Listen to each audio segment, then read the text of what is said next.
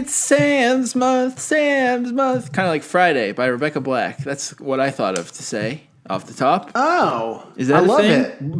Bringing it back. Well, she is back. She's got her hyperpop album. I know Pitchfork was so mean to her, and so mean to her. I'm so glad that she's being bullied, but in a new way by presumably like the same people, but like I think with a it's different set of motivations. I think Pitchfork is now just like a whole bunch of interns who work for Condé Nast who are given like 3 easy targets they're allowed to bully, and that's why they don't know how to do it properly. They don't know how to bully quite like I do. But I did, in fact, with that, I wasn't trying to bring this up, I promise. But did you see? I think I actually I birthed. You were the only one who's talked. Now you made me say this. I birthed the copy pasta with their meme. Did you see that? I didn't see that. A couple people I think have tweeted this. Now I can't find our fucking. I have too many tabs. We're recording during the day. Everything's all fucked up. I'm like so confused. I can't find my tabs during the day. And you got a bunch of stuff going on over there. You have, I mean, the G-Chat tier is popping off. G-Chat tier is positively popping. There's a Canadian music person doing maintenance in your house in the other room right now, and you're typing to me about it because you don't want him to hear that you know that he does. He know that you know or no? Yeah, of course he knows that I know. I wish you'd get him on the horn. Get him in here on this episode. He would love this. Yeah. For sure. But then you might have to tip. I feel like you're not a good tipper for your canned puns. I'm joking. You and I can say a lot of cruel things about each other, but that's not part of my personality. If you have a washed up punker doing maintenance in your house, you get to pay what you can. So I did reply to Pitchfork when they're mean to Rebecca Black. I said, now I know why they call y'all Pitchfork, because you're the devil and you're poking holes in other people's work with your forked weapon, the pen. I think a couple of people have like used this phrase. I think if you search it, it's become a thing. So that's kind of cool. That's great. Is this your greatest contribution to online culture, would you say? I think so. Probably. Who knows? I'm just goofing around. I'm just here to goof around on the computer, but it's Sam's month, so Sam, why don't you fucking do something for once? Well, I'm also here to goof around on the computer. Listen, I think we can agree that the pod has improved immensely during my month. Everyone's saying this. The feedback universally positive, both about the songs and how good they are and how smart and there cool is one I thing am we haven't for done selecting them. Really though. It is your month. You're choosing the songs. I know how one thing about doing a podcast is a lot of people talk to you about your pronunciation all the time. People are obsessed with your pronunciation is correct, is all they ever say to us. But sometimes people are that's wrong. Mostly what we get is a lot of positive feedback on our pronunciation. But one thing we've never confirmed at the start of Sam's month is how to pronounce Sam. And so I thought we could just check this out real quick. This is from Pronounce Names on YouTube. Oh, except you're not in the watch together. So what's going on here? Hold on. I forgot that you shared it. Oh my god! There was a lot of so G-Chat. There's a lot of G-Chat tier happening. You got this CanCon guy in your house. It's crazy. You got Sam has a CanCon chimney sweep. It's finally happened. Well, this pronunciation goes in the quote: "The sweetest sound in the world is the sweetest sound in the world is the person's own name." A quote from Dale Carnegie. That's right. Pronunciation is brought to you by pronouncenames.com. Dale Carnegie. Sam.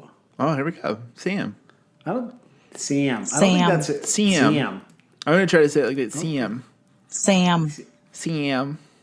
I actually don't. I think this pronunciation is incorrect. If you watch this video before, say a meeting with me to make sure you didn't biff my name, I would feel like something was amiss. Do we have the correct pronunciation of your name? Yes. Absolutely not. Sam. Well, here's a lot of people involved might be from Sam's Club. Sam's Club. Sam's Club. This is a particularly unsettling video because most of these are sort of auto-generated. But this appears to be someone kind of filming on their phone real close to their mouth. Very HD, half face. And in the Max Res default, she kind of looks like that conservative lady that everyone's always talking about. Ben guy's sister, Abby, Who's that person? Abby Abby Shapiro. Abby yeah. Chapo. Abby Chapo. Yeah, I believe that's why people are so mad about Chapo, right? Shapiro Trap House could be a thing. He kind of looks like her, but it's just like half of her face in a very sort of, I would say, damp environment, saying Sam's Club. Yeah, it's really strange. There's something definitely like ASMR about it, where I feel like someone is watching this. So far, I think CM is the now. This is the top video. They've other purposes. They've gamed the algo to get on top here. This is from names.org. Look how professional this video looks. If you just want to finish fucking doing whatever you're doing over there, God damn it. Okay, I'm good. Thanks. Yeah, I'm done. I'm ready. I'm ready again. This is from names.org. Look how serious this looks. Now listen to the audio quality of this video from names.org. Sam. Wow. Oh, it's different people. Did. That was Australia. This is New Jersey. Sam. Indiana. It's the same kid every time. Sam. United Kingdom. There's people talking in the background. Sam. Automated male English. Sam. Automated female English. Sam. Automated. Oh, that is true. You can hear it Australia a bit. Sem. Sam. Oh wow. The Australian is like what's- sim, and then the British is like Sam. This is good. I feel like this has been a big part of the month because, you know, when you did ask everyone to submit a recording of them saying that, like, I've already heard, I've definitely heard my name more during Sam's month. Not just by virtue of us using the phrase Sam's month over and over again, but also through, thank you, all of these different Your informative, birthday. informative segments on the pod. So I appreciate that, man. Thank you. Sam. Yeah, there it is. I don't really know what the I'm classic user from trying Indiana. to make you lose your mind. Which I'm surprised you got any of the damn thing left. Now let's get into Sam's punk news. Punk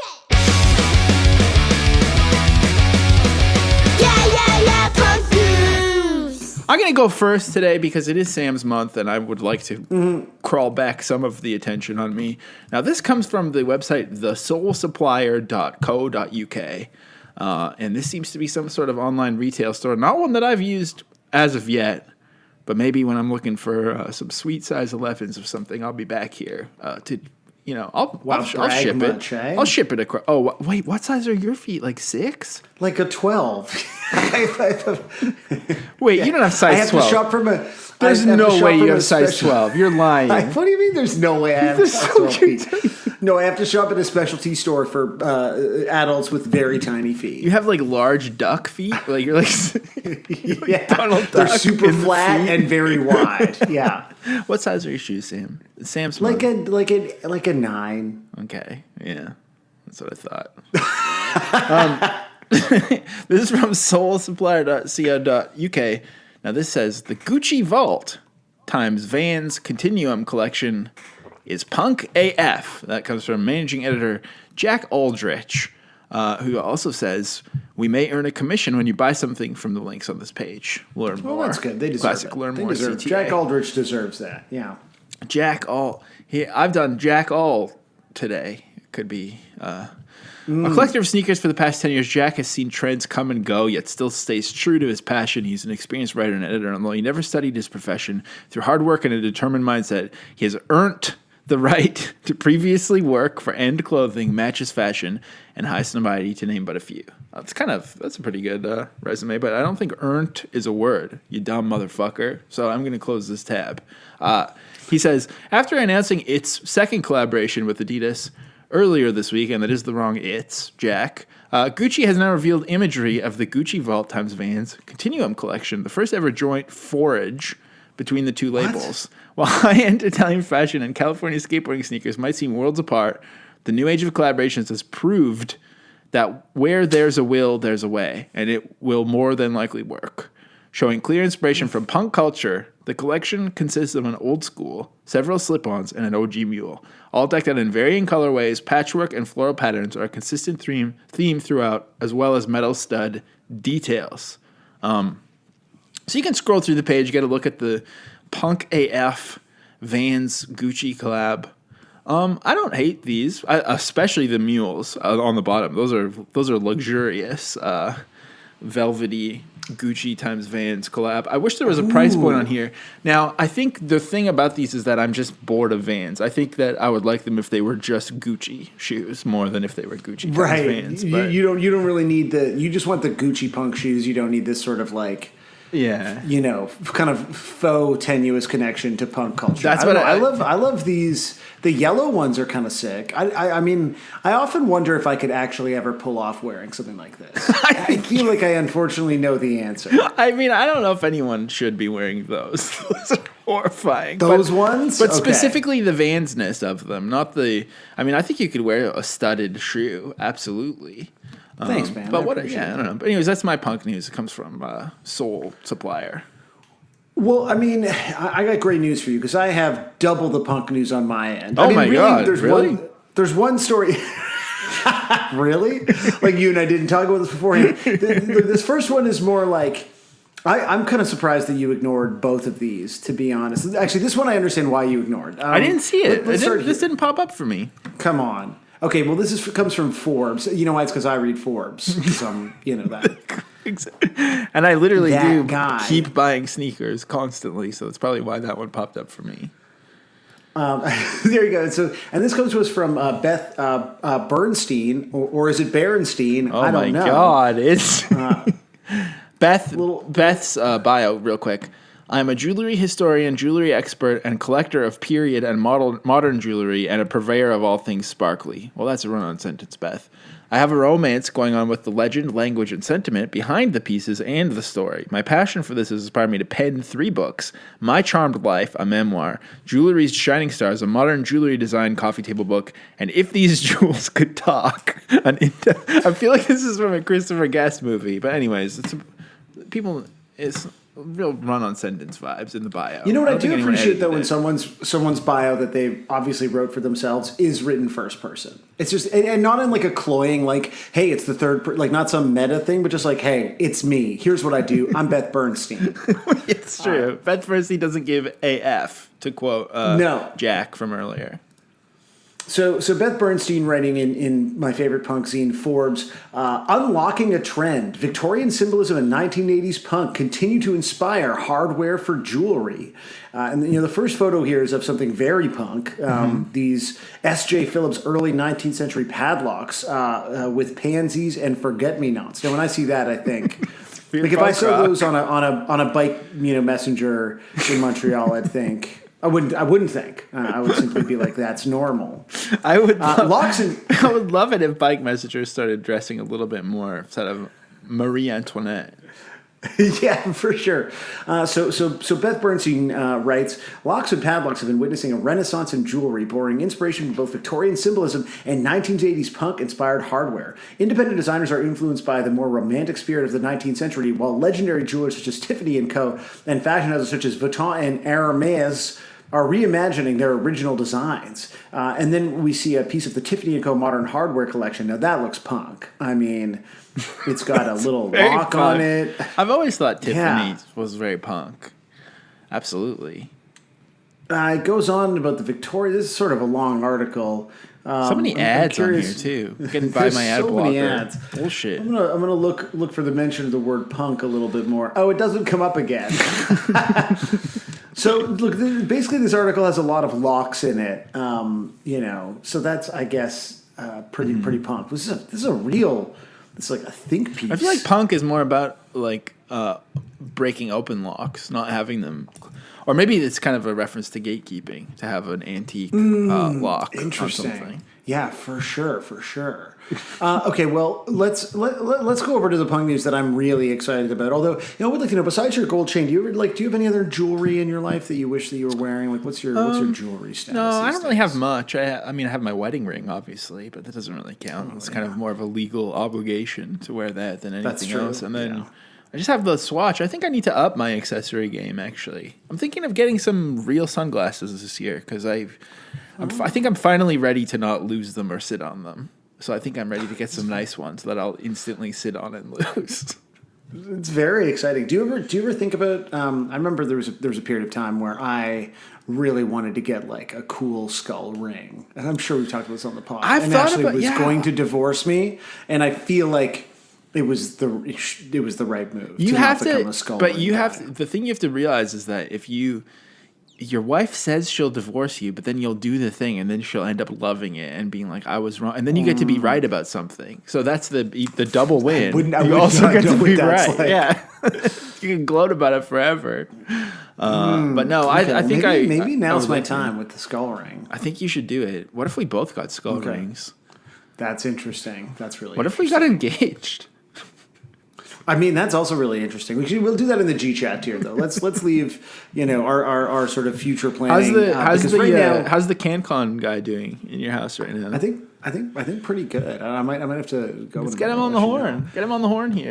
Oh wow, this is a good one that you found. Yeah, I don't know why you didn't. Did you see this and then not want to do it? I It was just did- too I on did- the snout. I if you honestly. will. Now, folks, when you learn what the story is, you're going to be very impressed with You're what Sam gonna just laugh. said. That is You're gonna incredible. laugh. Oh my god! No, That's right, 'cause- I had no idea. I did my normal methods, and it was showing me like interviews with punk bands and like people premiering their. It was pathetic. It was disgusting. It made me Terrible. sick Well, to this my is- stomach. Here's something to buoy your spirits. This comes to us from ABC 11 Eyewitness News, which I think ABC is- 11 is that some kind of Stranger Things themed learning book for children? It's like a combination. It's like ABC No Rio, but combined with Stranger so it's Things. like a Stranger Things kind of punk crossover blog that I read. This comes from, and there's no hyperlinks. I don't know. Maybe we can sort of find a bio on Jordan. Oh, I've already Arsenault. found him. I searched him. I found his Twitter. I Okay, mean, what's sorry, going on? I found his Instagram actually. He's Sick. He's a Even real better, cutie. even more He's a real intimate. smiley cutie, and he has a child. And he seems to be. He runs something called Local-ish. I cover good food, cool stuff to do, inventive art, unique businesses, pets, and then he wrote "and good people," but it's Oxford comma and an ampersand beside each other. Just absolutely. Everyone's just fucking dropping the ball over here right now. No one cares anymore. No one cares anymore, except for you. Except for me. Oh, I did find his Twitter too, and he's holding a camera. He kind of he's doing the exact same facial expression in both of his profile pics. He kind of seems like a this person does not exist who's been like Disney-fied. He's very Disney smiley. Oh wow! Yeah. What a nice. He what just a nice retweeted guy. someone who said it's going to be a great week. That's it. That's the tweet is what I'm saying, because that is actually it. That is the tweet. So. That's great. Well, Jordan's brought that sort of positive can-do-itiveness to the art of the sort of cute local story. This has been tagged by ABC 11 as local-ish pets. Why does my computer just think I'm in North Carolina? This is Chicago. This is happening in Chicago. Chicago area pet pigs. Chicago area pet pigs skateboards loves pop punk. Now I'm interested in that headline. And Am by I the way, that's reading what the Snout joke freaking was. hard times right now, or is this real life? Is this freaking? You better believe it. Is this freaking the Onion, but hard times, or is it the real But punk? Yeah. Well, Sam, should I hit play on the video? Should we listen to the video? Yeah, let's check out the video. Okay, here we go. Ready? Good boy, Norby. We've actually taught Norbert to ride a skateboard. He's not always very graceful, I'm watching live but it ABC is 11 right now, but definitely I'll catch a up. unique thing to see. Norbert loves pop punk music, so one of his favorites is Newfound Glory, and we actually made a little music video to their song Hit or Miss. It's not really a music video. It's just a picture of a pig with a skateboard. Another band that Norbert tends to enjoy is Machine Gun Kelly. We made a music video to his song Bloody Valentine. Of course, he's married to Megan Fox, so I made not Norbert married to Megan Fox? of his music video. You fucking dumbass.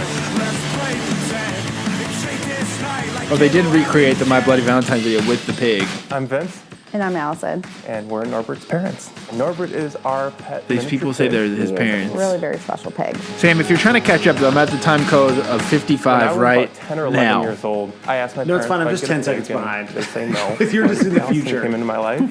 How we got married, and of course, one of the first. Well, that's things we showing talked a about is, bunny. We should get an animal. How about a pet pig? And she's like, Hi, I know you're just a love bug. okay, let's do it. So Norbert is actually our second pig.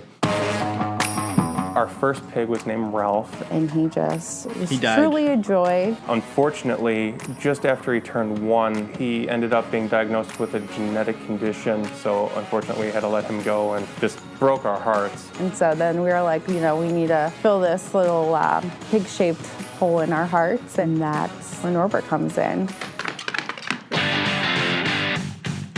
The social media for Norbert, it started with our first pig, Ralph. When he passed away, it was heartbreaking for You followers. said Norbert's too. doing okay. So He's got when we 6,000 got Norbert, followers. we really want to be able to share Do we want to watch this whole? world. This is a 3.5 It's so minute terrible. This video is awful. Jordan, Yeah. you fucked everything up. You've explained nothing. You gave us no hook. It was a terrible Did Jordan video. make the video? Did Jordan make the video? Maybe Jordan just wrote the article and then someone else made the accompanying video. So you're pro Jordan. Let's check out Jordan's writing. I'm pro Jordan here. Let's take a look at the article. So we've got Buffalo Grove, Illinois, Dateline. If you live in Buffalo Grove, it's not uncommon to see a 150-pound black and white pig named Norbert riding a skateboard on the sidewalk. His owners, Vincent and Allison Baran, say he's quickly becoming a favorite of their neighbors who often bring him gifts and treats. People just really enjoy seeing a pig do things that normally pigs don't do, said Vincent. I took one of my old skateboards and put it out, and literally within 7 days, he was able to get his hooves on the board and push with his other hooves. He's not always graceful, but it's definitely a unique thing to see, said Allison. It's just the craziest thing to see him kind of roll on by. Now, Well, they got the pig drinking liquid death on here. Of course they do. Of course Fucking Liquid Death swill. sponsors this. Giving that pig some swill. Isn't that? Do pigs Looks like he's- swill? He has recreated. That's a pig thing, right? Swill. That's their whole thing. That's their whole thing. That's where swill comes from. They're the. Would they create the swill, or they? I just think when you're describing what a pig eats, it's swill, and then if a human eats swill, it's because they're pig-like. I mean, this pig is definitely, despite lacking our sort of abrasive yet enjoyable dynamic and insistence on being difficult to listen to and rambunctious, this pig is doing better than us. I mean, we don't have a Liquid Death sponsorship or 6,000 followers, so we're fucked. That's true. We're fucking everything up. That's true. The pig is more popular than us. I do want to say there's something very funny about the idea of the that video being like, my first mommy said I couldn't have a pig, and then when I got a new mommy, she let me have my pig. It's just like, I don't know. That has to be the way you tell that story, man. It's just kind of a personal thing. I think it's weird when you could just draw that clean a line through someone's psyche. But look, I wish there was a punk pig in our neighborhood. I know, friend of the Hogtown, friend right? of the pod. Isn't that what it's called? The Claire bot. I think there's a pig near her, and she was trying to make friends with the owner out in Hamilton. There's a pig in their neighborhood in Hamilton, but she has not successfully made friends with the pig. And then for a while, I know the guys in like New Bruises, who ran Kiss of Death Records down in Tampa, they had a pig for a little while, and then I think the city of Tampa came and took the pig away. It was pretty upsetting. I think Mike from so YKS used to have a pig too. So a lot of people have pigs for pets.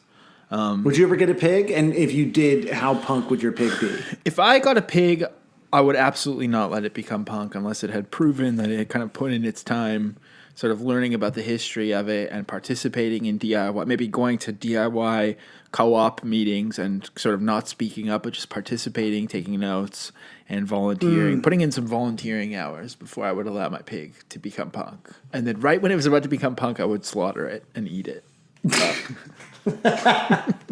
Okay, I think that's a totally good answer. I Okay, respect that. and that's pig news. Just kidding, punk news.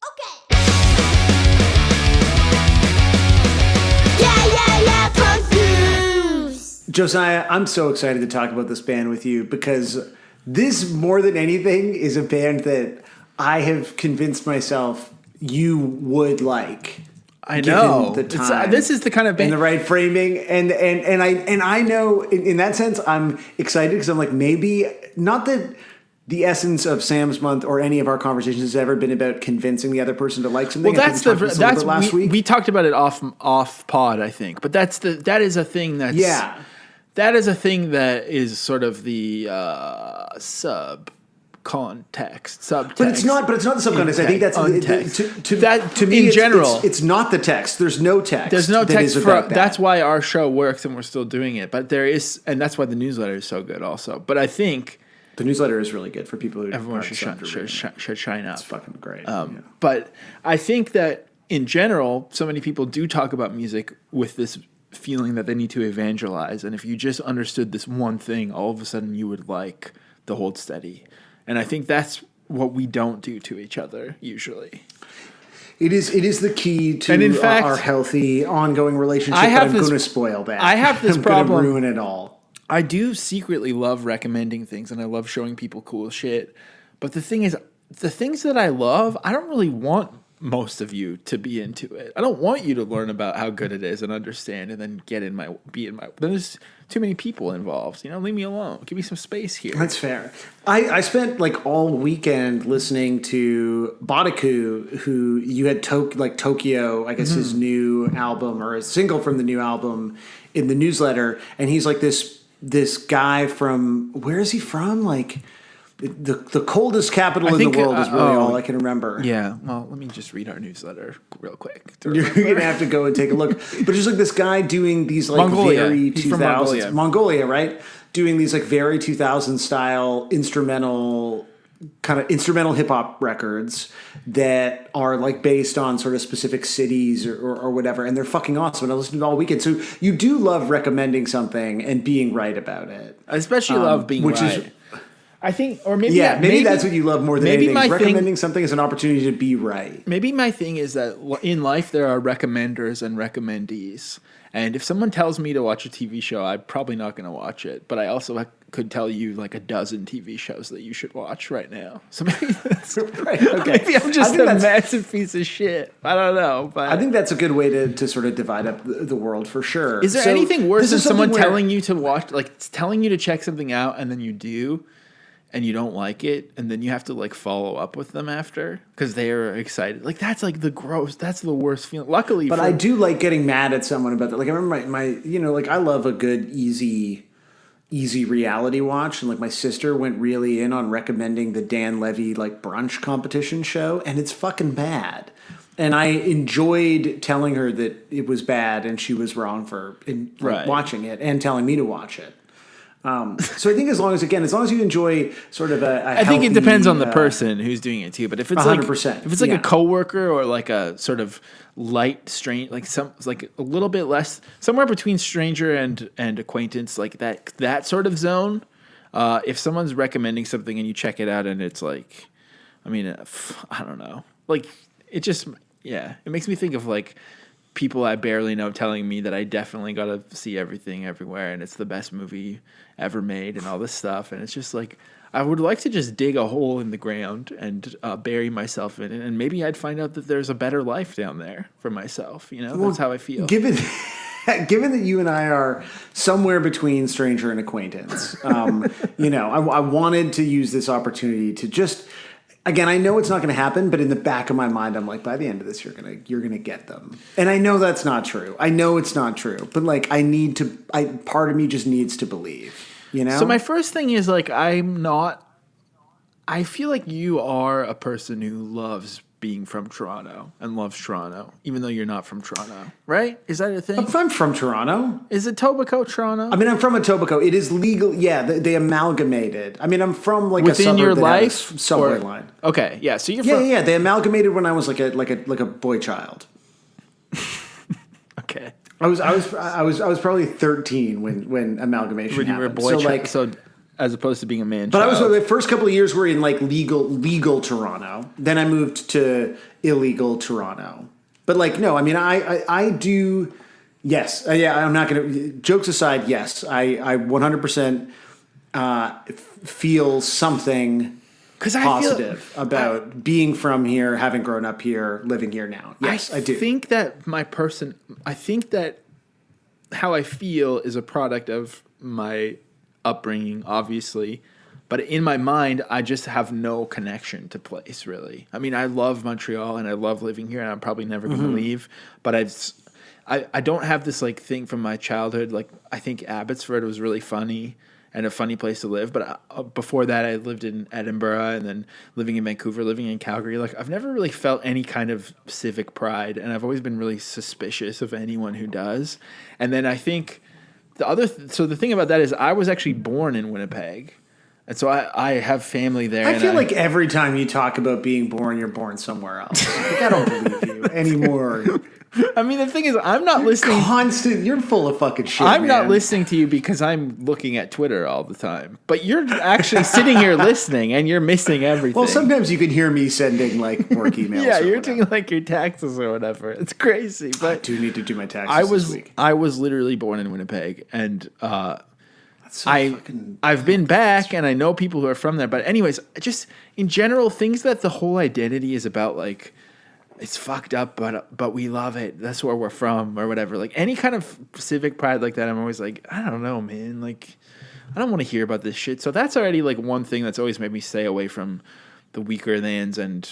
I don't know what's the other guy's they're name? too proud to be from Toronto. Greg Eman or something, or like Greg. Yeah, there's a Greg. Yeah. It's G7. Well, all this shit. I've always been like, I don't want to hear a bunch of Winnipeg guys talking about. I mean, when I was first learning about like indie hip hop, also, I remember there was this like really, really rough Winnipeg like indie rap crew that I was like into for a second, called like Peanut Butter and Jam or some shit. I forget what it was called. It was like, it was so bad. Like, I don't know. I just feel like it's just not for me. I don't know. Maybe I'm just too old to want to dig into that anymore. But just this whole thing, like, or Guy Madden, my Winnipeg. I don't want to see that shit.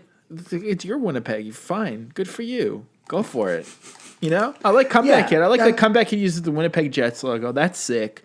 But to me, the Weakerthans, first of all, seems a little bit too Winnipeg-y for me, where it's like when you're from a small city and you're like all about how fucked up yet good it is, then I feel like you're too obsessed with it, and it sometimes reads as like insecurity to me or something. Like just this like shut the fuck up. I don't care that you're from there. Like do something different. So that's one thing.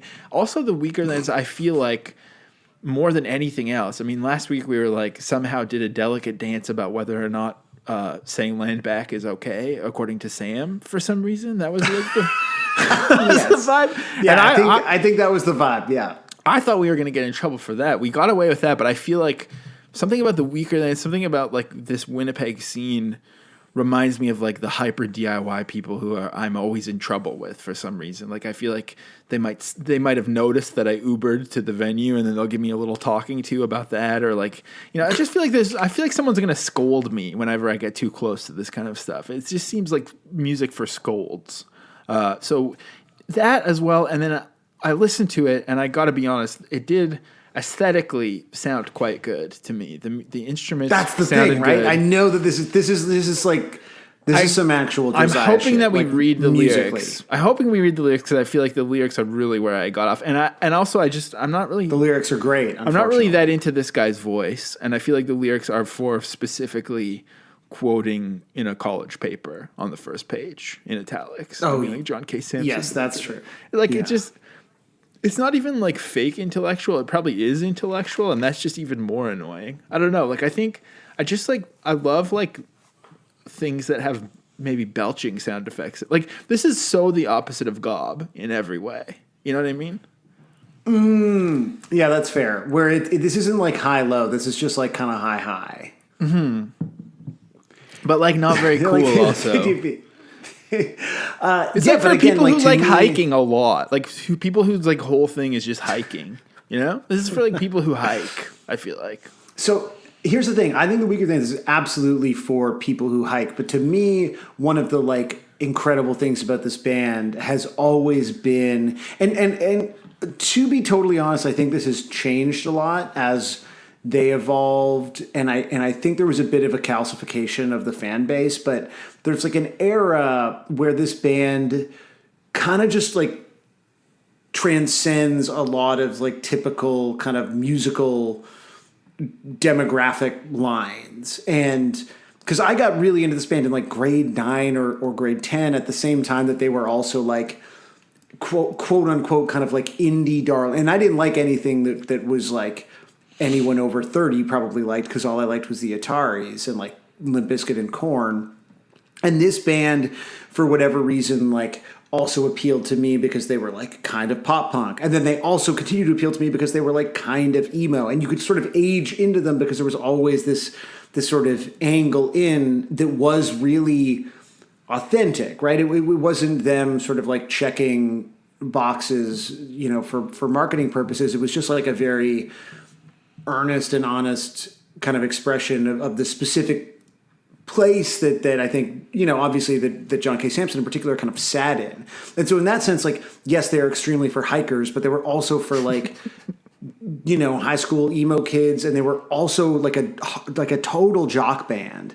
And they were so especially in the era where they really blew up, where like Reconstruction Site comes out on Epitaph, and they feels like they kind of completely cross over into kind of like a very collegiate audience. You would go to their shows and see this, like, to me, really interesting cross-section of both subcultures and then mainstream culture that all found something very specific that felt like very, very pointed to kind of the specific experience of that particular like aspect of the audience. And so I think it's absolutely true to be like they're all hikers, but I don't think they're all hikers. It's like all hikers, like the Weakerthans, but then also all the like not even in like a cool dorpy way. Like they're wearing like not even ACGs or not even like Salomons that are popular now. They're like hikers in like the real hikers. Because obviously every marketing manager is dressed like a hiker the last couple of years, but I'm not talking about those kind. I'm talking about the real, like, I mean, it's like, this is like a punk band hiking. This is like a punk band that could only play folk fests and they would be fine and no one would even bat an eye. Like, this is just like folk fest punk, which I think just weirds me out. I don't know.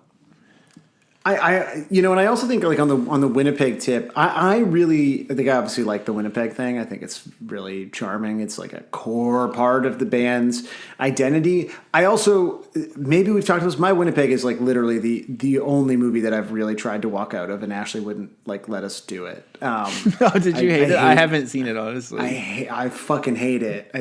The idea of Guy Madden is just like the most only in fucking Canada bullshit my brain can conjure. Well, you like Don McKellar though, don't you? Of course I like Don McKellar. Don McKellar's fucking funny, man. Don McKellar's good. I don't think you've ever watched a Don McKellar film. Don McKellar's fucking funny, dude. No. This is the Weakerthans episode. I'm defending Don McKellar, and I'm defending the idea of sort of singing about Winnipeg, because I think there's I agree with you, the idea of being like too rooted in a place can feel like a put on, but I do think it's not even a put on. I want to be clear, because I think that sometimes I'm written off. Write me off for however you want. I don't give a fuck. Obviously, you're the one who's listening to this, so it's your fault. But I think I don't like when it's like just. Why are you enabling him? I'm not just thinking that this doesn't seem authentic. I don't think that they're just trying to fake it or pull a fast one. In fact, when it's this earnest, and also sometimes I'm just like, I don't know, man. This freaks me out. Take a hike. Take a hike. Eh? Yeah. You're just a little weirded out. I think I remember reading like a Punk Planet interview with them like a long time ago, and kind of talking about the idea that they were blowing up. People were really into them. It was like real peak propaganda probably, and people being interested in G7 and in general sort of stuff that was happening in Winnipeg. But recognizing that like in the end it's still a city that's like minus 40 in the winter, and so no one's actually going to move here, and in fact like people are just leaving all the time. And so this idea of being a band that stayed there, I think a lot of people do the thing with sort of non-major cities of like romanticizing them and writing music about them, but ultimately not actually staying in that place because you quite often can't, for economic reasons. And so to be a band that's stayed there, I always thought was really, they felt like they were actually rooted in something that was a really specific part of their identity, but also then a really specific part of like the experience that kind of informed these like really interesting songs. So what's that? Okay, how does this relate to Propaganda again? This guy is from it. Yeah, so basically, and this is how I got into them. I think this is probably how a there's lot of John people K. Sampson like got it. And John P. Sutton. There's two guys who think that they should use their middle initial to two sound Johns like authors. With middle initials. Yeah, exactly. Band. So John K. was in John Crick-Falusi from Ren and Stimpy. Actually, this John K. does kind of sound like Ren Hoek a little bit when he sings, just a little bit. Okay, can we just take a quick 2-second break? Yeah, there? sure. Okay, I hit record again after you. What did you just say? You had a CanCon guy in your living room you had to pay off to leave? Yeah, exactly. Yeah.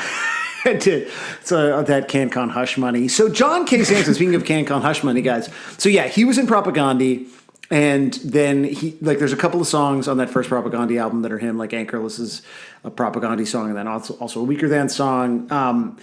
And he, the story is just sort of like disagreements over where the band was going. And it's sort of fairly obvious when you listen to the Weakerthans and listen to how Propagandhi sounded once Todd joined.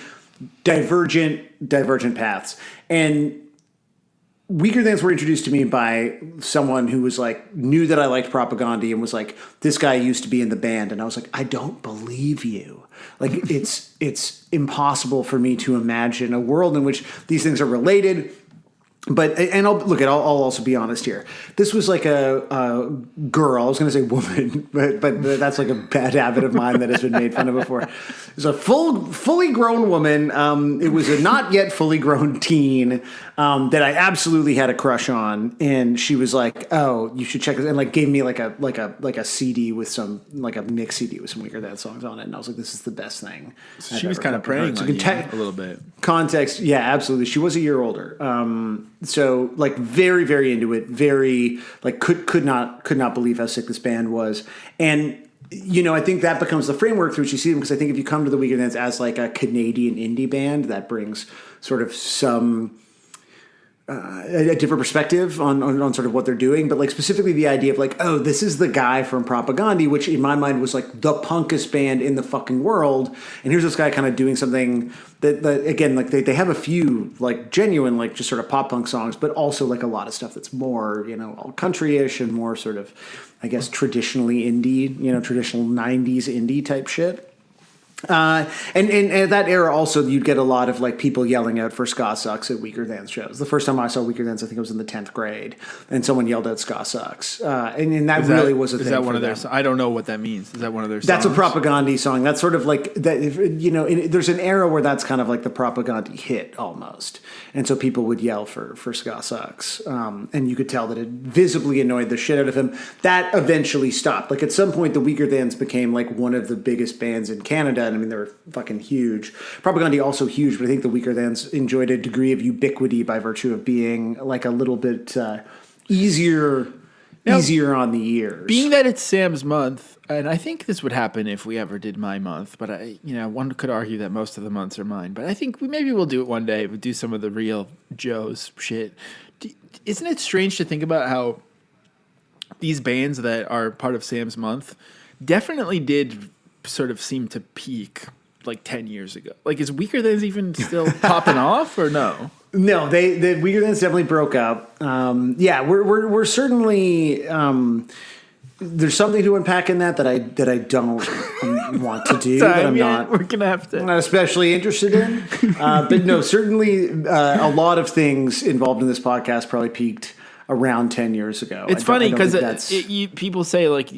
And I definitely think it's true that whatever was your favorite thing when you were 16 is like the most influential in your life. But then what's the deal with like the things that peaked 10 years ago for us, being in our late 30s, approaching our death? Well, I guess like, I don't know, I peaked in my mid to late 20s. And so I don't think, again, to me, the timing all lines up. That was when like sense. All of the kind of promise of my youth kind of crested in a way that I thought... would last forever. Would last forever, but nothing does. And so I think that's pretty interesting. But no, I mean, I do associate this band very much with like being in high school. And so I don't associate this band with being in my 20s. Actually, by the time I was in my 20s, I remember thinking like I was kind of fucking sick of the Weakerthans. Well, you must have not liked them because of the people who would have liked them. Like I know it had a lot to do with as context. Nice as you are, we do dislike a lot of the same people, or have before. We do. It's true. And they became liking the Weakerthans to me was like a thing for you referred to another band as being a mustache tattoo, like a mustache finger tattoo band. Yeah, this steady. Band strikes me as a band. Yeah, the people who actually had mustache finger tattoos actually listened to this band. Right. Not that not in an allegorical, sense. And but I remember, and again, this is where like the first time I ever went to a show at Lee's Palace, because I wasn't I didn't yet have my fake ID for getting into 19 plus shows, but for a period of time there, they would sometimes do these all ages matinees before like the nighttime adults show. Horseshoe did this, Lee's Palace did this. And so Lee's, which had this like one of the most famous, and again, this is where like being whatever, born and raised and proud of it in Toronto, not in a way that the way I said that sounded racist. Not that there are people who are born and raised here who aren't white. Oh my God. The facade of Lee's Palace. Keep going. It was a little Ontario proud, is all. The facade of Lee's Palace is this like massive work of art by this local guy named Runt that is like, when you grow up, you see it and you're like, oh my fuck, it's the coolest fucking looking building in that neighborhood. It's like the coolest looking building in Toronto. And you're like, what's inside there? And the answer is a plain black box like every venue.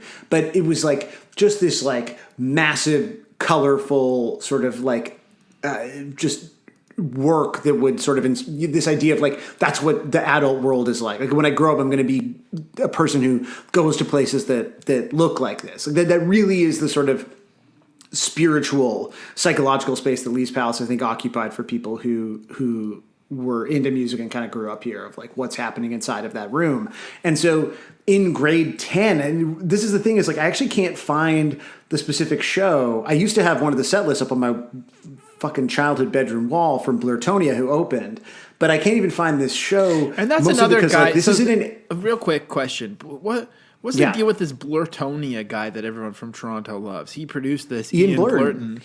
Everyone's like, I'm going to go see Blurtonia. I'm like visiting Toronto for some sort of Exclaim meeting or something, and everyone's like, are you going to come to see Blurtonia tonight? And I'm like, no, no thank you. Well, he was in Change of Heart, which was like a big band for a certain era of Exclaim writers. Right, yeah, that's true. He's just one of the. He's like just one of the definitive Queen Street West guys. It's just a guy that you just like. Queen Street West is a whole thing too, right? It's kind of like Queen Street West is just a whole thing, and it's like the Bluer of Queen Street essentially. And he produced most of the Weakerthans records. Up until they kind of sold out. But he was the producer of this record. They sold out. You think that they sold out? Do you think that they sold out? Well, no, I don't think that they sold out. No, I just Do you think that the anyone has get a ever little sold less out? Interesting to me. Yeah, for sure. Who? Jawbox. Oh, come on. That's like a guy who's only ever read about punk before Opinion. I'm sure. I think someone has sold. Like today, I still. There's got to be someone who I think sold out. I'll come back to you on that. Okay. All right. But just this show, this was like I remember, so going, taking the subway. I lived at the very last subway line. I lived like a bus ride from the last subway line, last subway stop, and like taking the subway to the Annex, which felt like an incredibly cool neighborhood. Now I know that it sucks, but it was cool then. And going to this afternoon matinee at Lee's, so walking into Lee's Palace for the first time. Ian Blurton is like one of the best guitar players that's ever come out of this country. I'd never heard Blurtonia because they weren't like involved with Propaganda or whatever. But he like came out. There's like a bar, and he came out. He was fucking soloing. I got the Blurtonia set list again. It lived on my high school wall until I moved out of my parents' house because it was just like this incredible moment. And the Weakerthans played, and they were like fucking incredible. And it was like a full house of just underage kids, which outside of like shittier and smaller shows I never saw, and I kind of never did it again. It was just like all people under 19 at this show losing their fucking mind, and they just did like really, like at one point they threw out confetti that was just like, it looked like the stuff you get from a 3-ring, like a hole punch or whatever, just from like a shitty cup. And I remember just like being in, because there is literally a pit at Lee's Palace. The stage is really high, and it's like ringed by audience, and there's like kind of a pit in the middle, and like being in there and just like dancing and singing along and like seeing, the girl that I had a crush on again, that kind of helped. And it just being this like magical window into what I like dreamed that my life could be like when I was like able to go to shows all the time and like see bands like this all the time. I mean, I get and that. so like, And then you realize Yeah, and it's not like this at all. Usually. And it sucks. Yeah, going to shows is like horrible. The bands play too late. I wish there were all ages I wish there were just like adult matinees now for me, because I'm past my prime. And this really was like, so this comes from Fallow, which is like the first album. And what does the word fallow mean? That seems like a very pretentious word. To me, I guess like I think of it as like a farming word, like of farmland, fallow, plowed and harrowed, but left unsown for a period in order to restore its fertility as part of a crop rotation or to avoid surplus production. Incentives and for that's farmers just you to let off the dome right now. Yeah, I just interpreted it using context clues. I knew that it would be. Good. I mean, literally the when you search fallow, just the dictionary definition seems like it could be lyrics or song titles, like in parentheses of farmland and then plowed and harrowed. Like this to me looks like it would be a Weakerthans song title for sure. And I think I liked bands with song titles like this too, but they usually had like that's fair. more wordplay or like dick references or something. Like Arab on Radar never had a song called Of Farmland, Plowed and Harrowed, but left it. So they probably had a song called like The Priest's Dick. Dances priest cummy dick. Yeah, exactly. Yeah. For sure. So look, at this record is, hits top to bottom. It's also like Left and Leaving, which comes out a few years later. Like this comes out in Canada first in 97. I that sort of shocked me. It comes out in 99 on Sub City in the States, and then Left and Leaving comes out in 2000. And Left and Leaving is like the record until you get to Reconstruction Site, and then that's like the record for the Jogs. But this one of them has this Left and Leaving. Okay, first of all, Fallow, I think the album art is really bad, and then I just noticed, is there like it's 1997? Is there some sort of some of the best album art of all time in 97? Are you kidding me? And also, is that a map of Winnipeg on top of it? Of course, it's a map of. I'm sure. I didn't even notice that. I just thought there was some shit on my screen, and then I looked closer, and over top of this wheat, there's a Winnipeg map on the Weakerthans album cover. I don't know, man. There's so many things. But okay, is it Reconstruction Site? I think is like the same visual artist that did a Beck album that year. So I remember reading about that because I think maybe Guerra or something by Beck had the same art. And I thought that was interesting that someone like so big was doing something for Epitaph. And I was like, damn, was there like one artist available this year? I think that's it. That was the one artist that was working in 2003. But there's just like, I think the thing that it struck me about, so the reason that I wanted to do this song, originally we were going to do, or not originally, for a while I was thinking we were going to do a side, which is sort of like the pop punk hit from Left and Leaving. But like this to me is like the first song that I fell in love with from them. I have somewhere I was actually hoping I could find it. We're going to have to listen to a few acoustic covers of this. Like I know I covered this song a lot. I still sometimes like, if I'm just like fucking around and playing guitar, like I will play this song. I think this song is like, to me, demonstrates what I love so much about this band. Like I love the slow jams, I love the like real Weakerthans-y stuff, but I really am attracted to them as this like fragile pop punk band, because so much of what I'm attracted to in pop punk, just on a pure gut, not intellectual level, is shit like the Ataris, which is like very shiny, and there's like nothing really shiny about this. There's this like. Again, fragile is the word that I would love to stop using. It's like scrappy. It sounds kind of scrappy to me. Yeah, and there's just the way that like the voice is recorded on this. It's like there's just no attempt.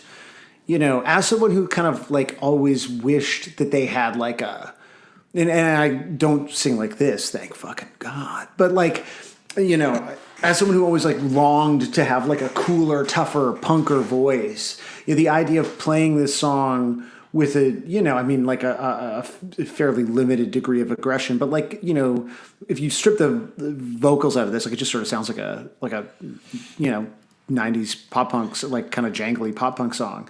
But the voice is just sort of so.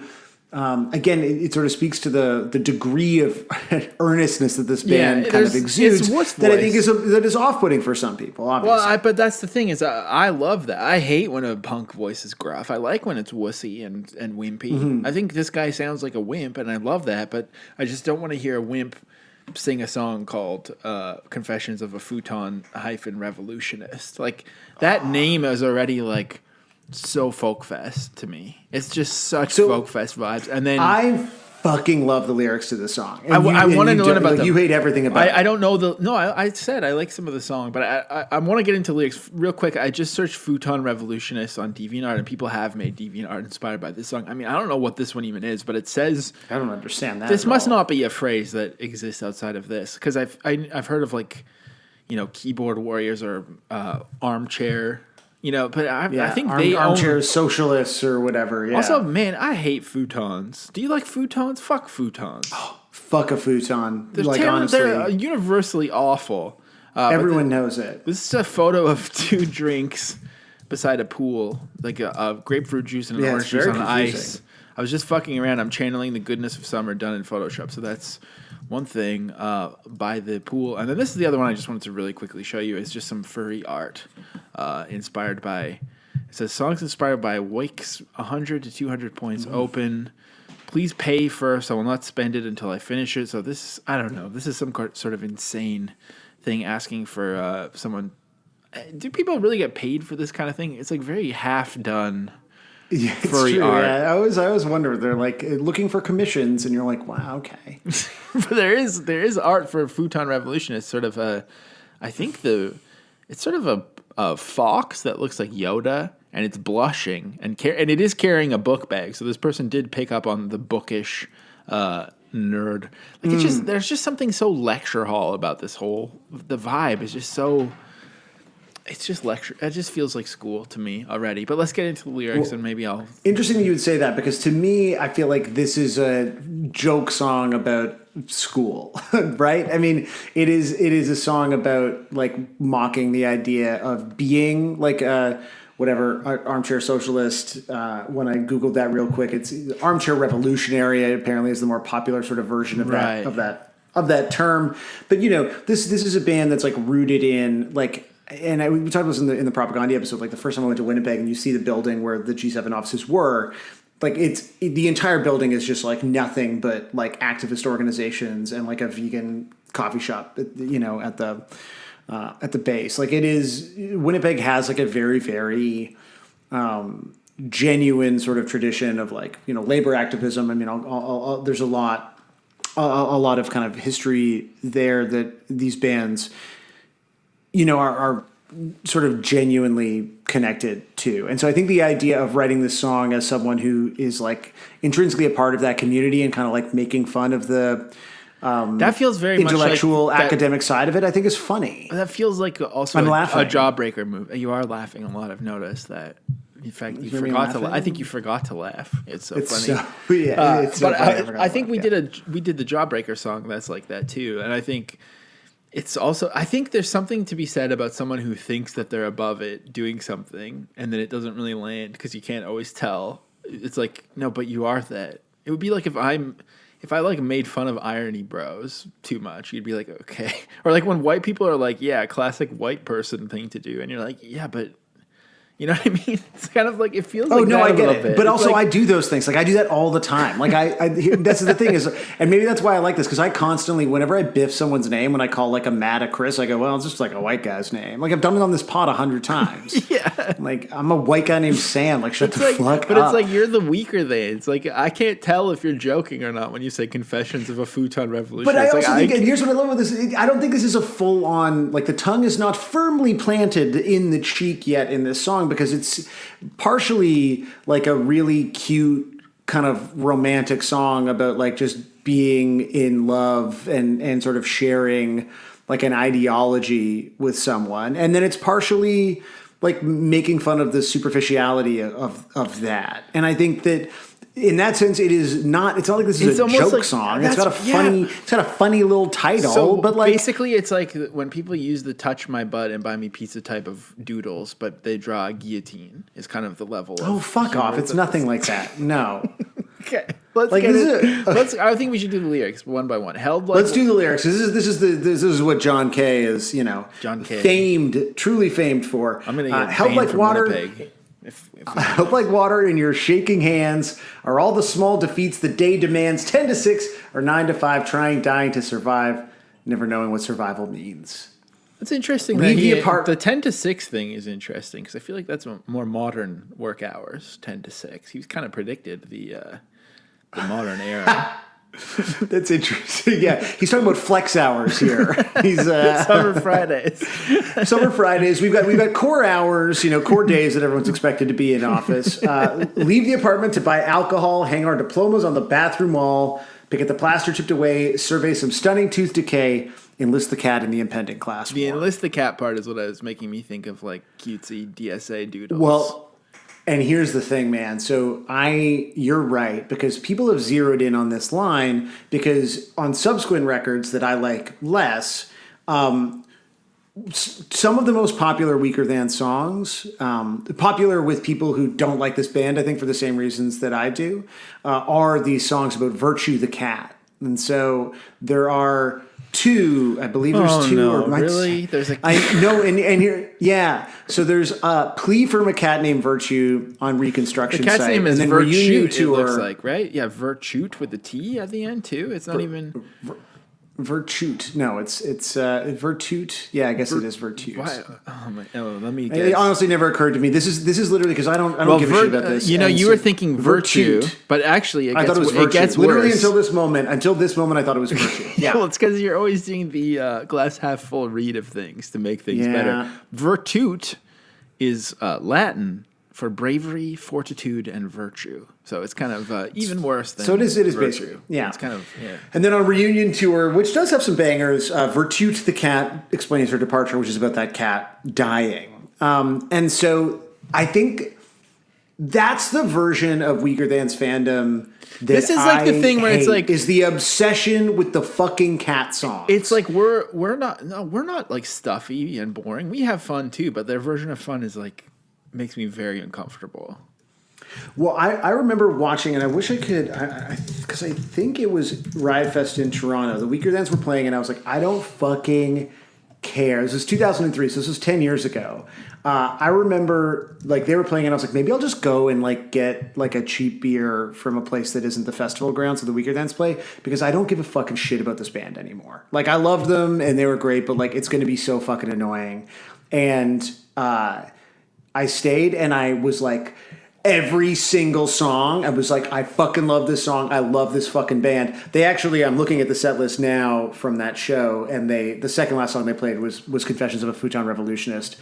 But I think like the swing towards like, I love the Virtue songs, and the fact that like when I was Googling this song, people are like, oh, do you realize like, there's all these like little fucking posts and blogs that are like, actually the first Virtute, God, Virtute, I never even realized because I truly don't give a shit, is Confessions of a Futon-Revolutionist. They're like, it's sort of like a prequel. This is it's the first time he mentions the cat.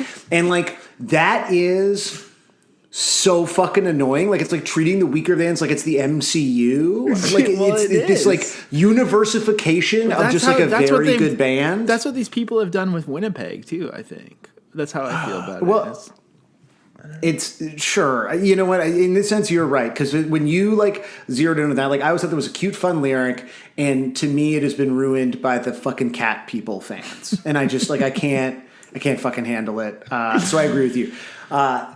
Let's lay our bad day down here. Let's make believe we're strong, or hum some protest song. Let's make believe we're strong. I just clicked the link. This is line is referenced. Well, annotator, get your shit together.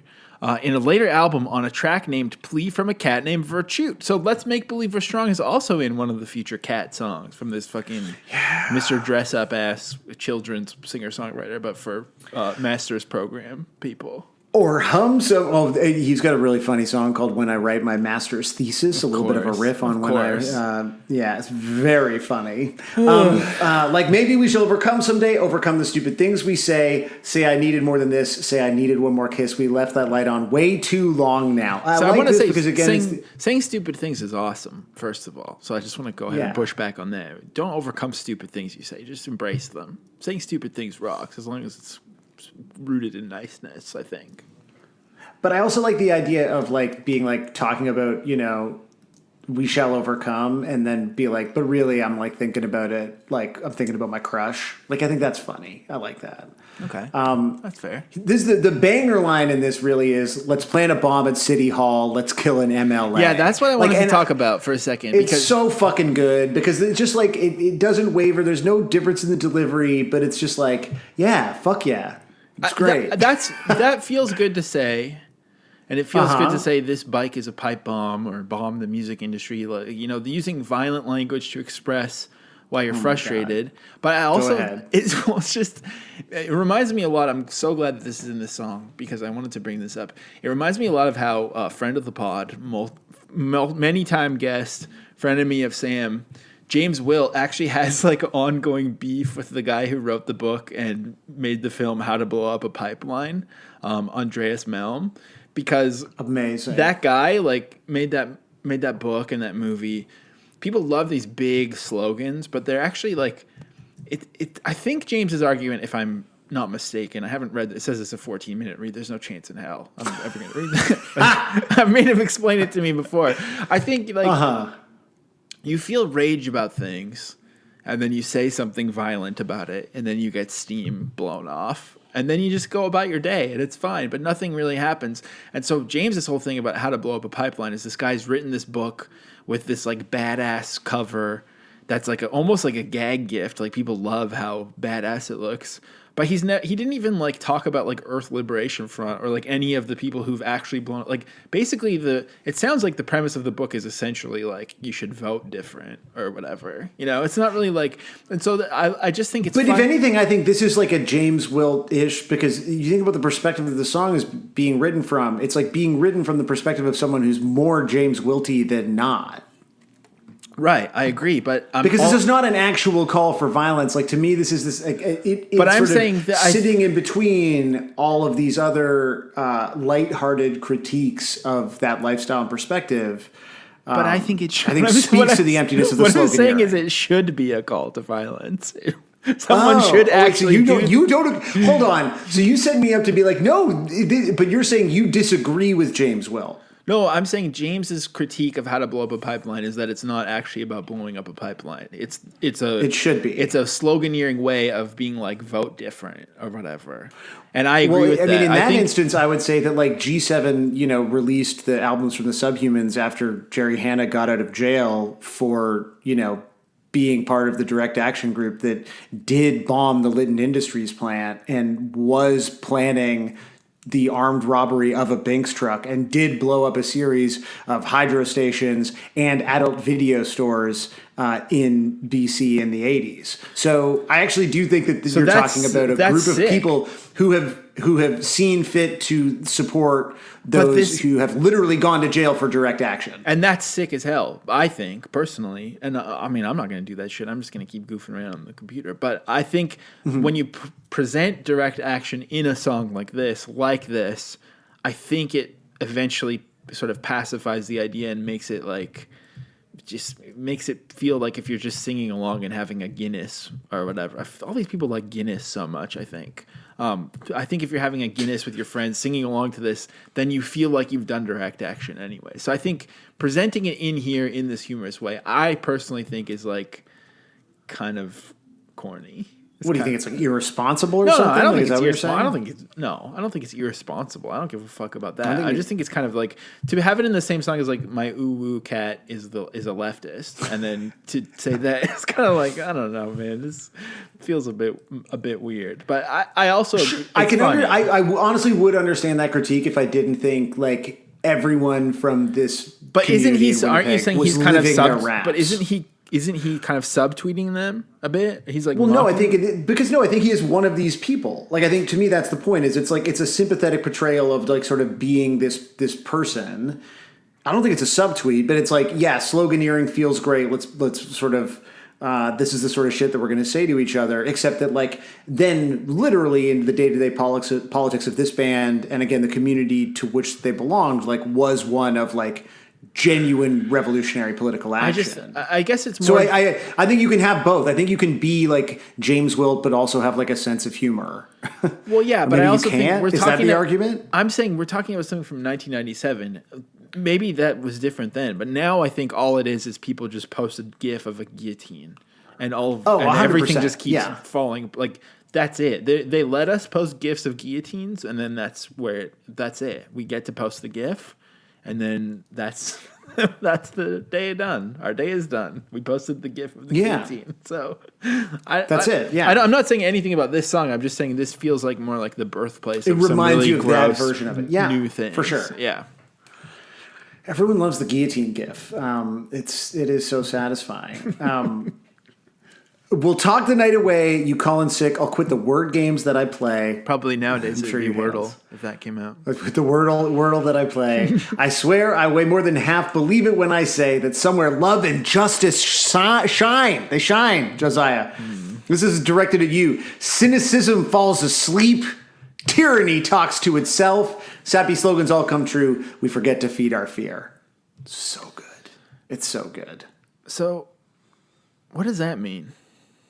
To me, it's just this idea of like, you're smart enough to know that none of that's true, but like maybe there is a time that you'll read like Days of War, Nights of Love, or whatever, and it won't just be aspirational. The annotation is saying that these are all idealistic statements on revolution appropriate for the Futon-Revolutionist, armchair socialist for whom making material change is not part of the agenda. Without theory, one might think all it takes is for ideas to change, and then history will change when we know it is the other way around. So they're saying that this is like, this part is the most ironic, being like, well, none of this is going to happen if you don't read theory. And again, this is a pop punk song, so it's kind of like a lot of, This feels like something you look at as a pop punk song. You got to read theory. We can talk about how to blow up a pipeline and how it's bad. Like, or we can just listen to Good Charlotte. I went to Gilman and the cops were snoring. I mean, that, it's pretty good. Wow, I can't believe that like literally the very top of the fucking genius thing, where a prequel to the series of songs about Virtue to the Cat, like it's so baked in. God, there's a quote from him this too. fucking band. Oh yeah, you're right. I never really made that clear, but there's this line in List the Cat in the impending class war. When I later wrote the first song from the point of view of the cat, it was about that guy. Wait, so one of the songs is written from the point of view of the cat. Oh my god! Yeah, a plea from a cat named Virtue is from the perspective of the cat, and then I'm just gonna keep saying Virtue because I don't like. I know people who are like these are the song, these are their favorite. Like I think there's a segment of this band's fandom that like loves them for the cat songs, and I just want to draw a line in the sand right now here and say that you and I are not the same. I like them for the sloganeering. This is like Etsy socialism, I think, at its finest. Really, it's like a snarky cross stitch, and I love cross stitch, but I think you got to tone down the snark a little. Be earnest. That's fair. And speaking of snark, I was fairly disappointed to discover that again, you hadn't listened to this band, but they've never even been a stand-in for you the way tweeting about the whole state of your Japan trades is. I told you, I'm scared. I'm scared. I don't. It seems like Twitter search is not great because someone recently on Discord said the first time that I tweeted about punk was in 2017 or something, which I at least started tweeting about punk in 2015, 2016. This appears to be the only tweet that you have about the Weakerthans, which I do really appreciate. This is a good one. Yeah. It's a really good tweet. So on April 14th, 2015, you tweeted, Valley Village is magical tonight. There we go. Yeah. So in 2015, like we had a Ford Focus, but it didn't have like an aux cord or anything.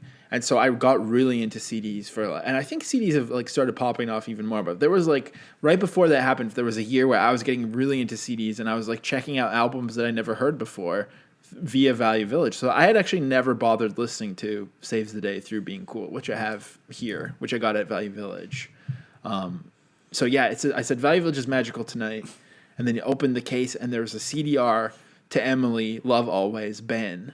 And so I loaded because my Exclaim laptop has a CD drive in it. So luckily they let me keep it. So I still have like access to a CD drive. Otherwise I would have no idea how to do this, but I was even burning CDs back then for the car. And I was like, even songs would get deleted from albums, much like your infamous, iPod Shuffle.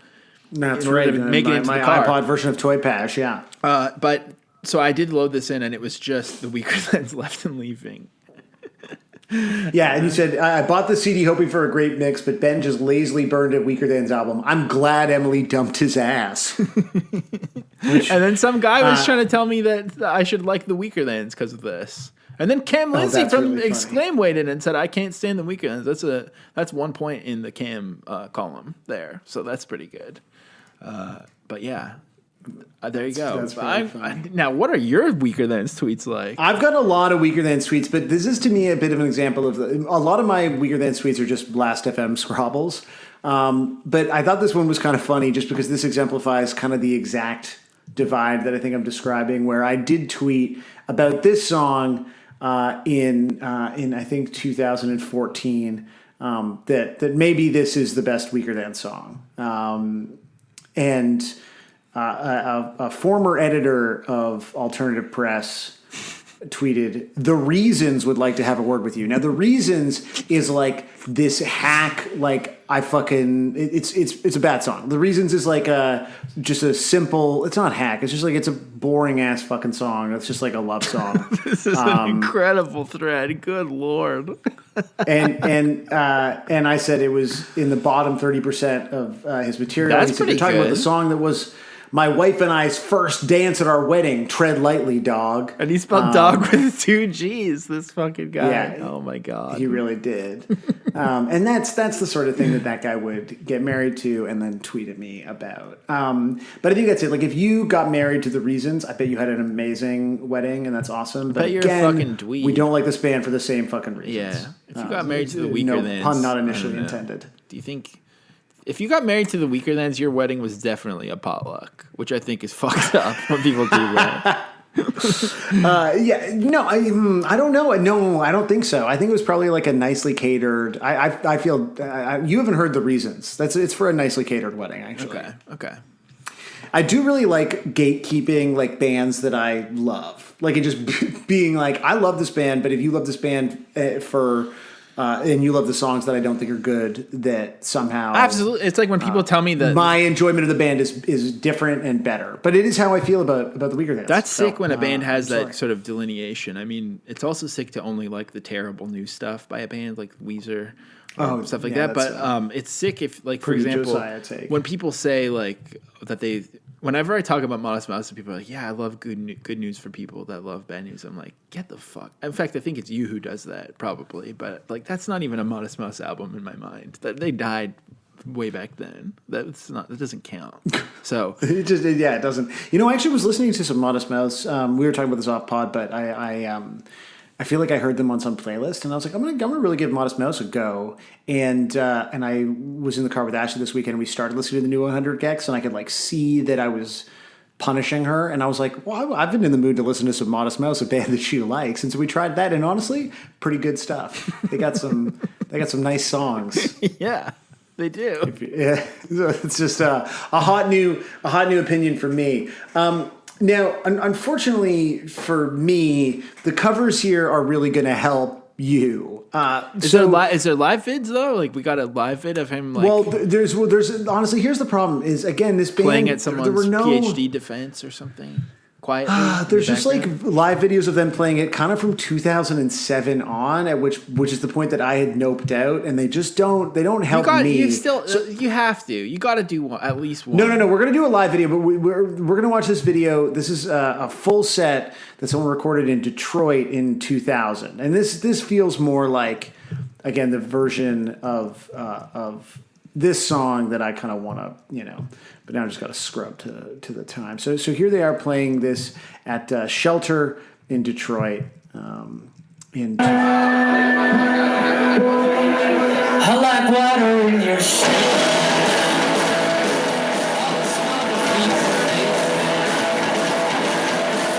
It also feels.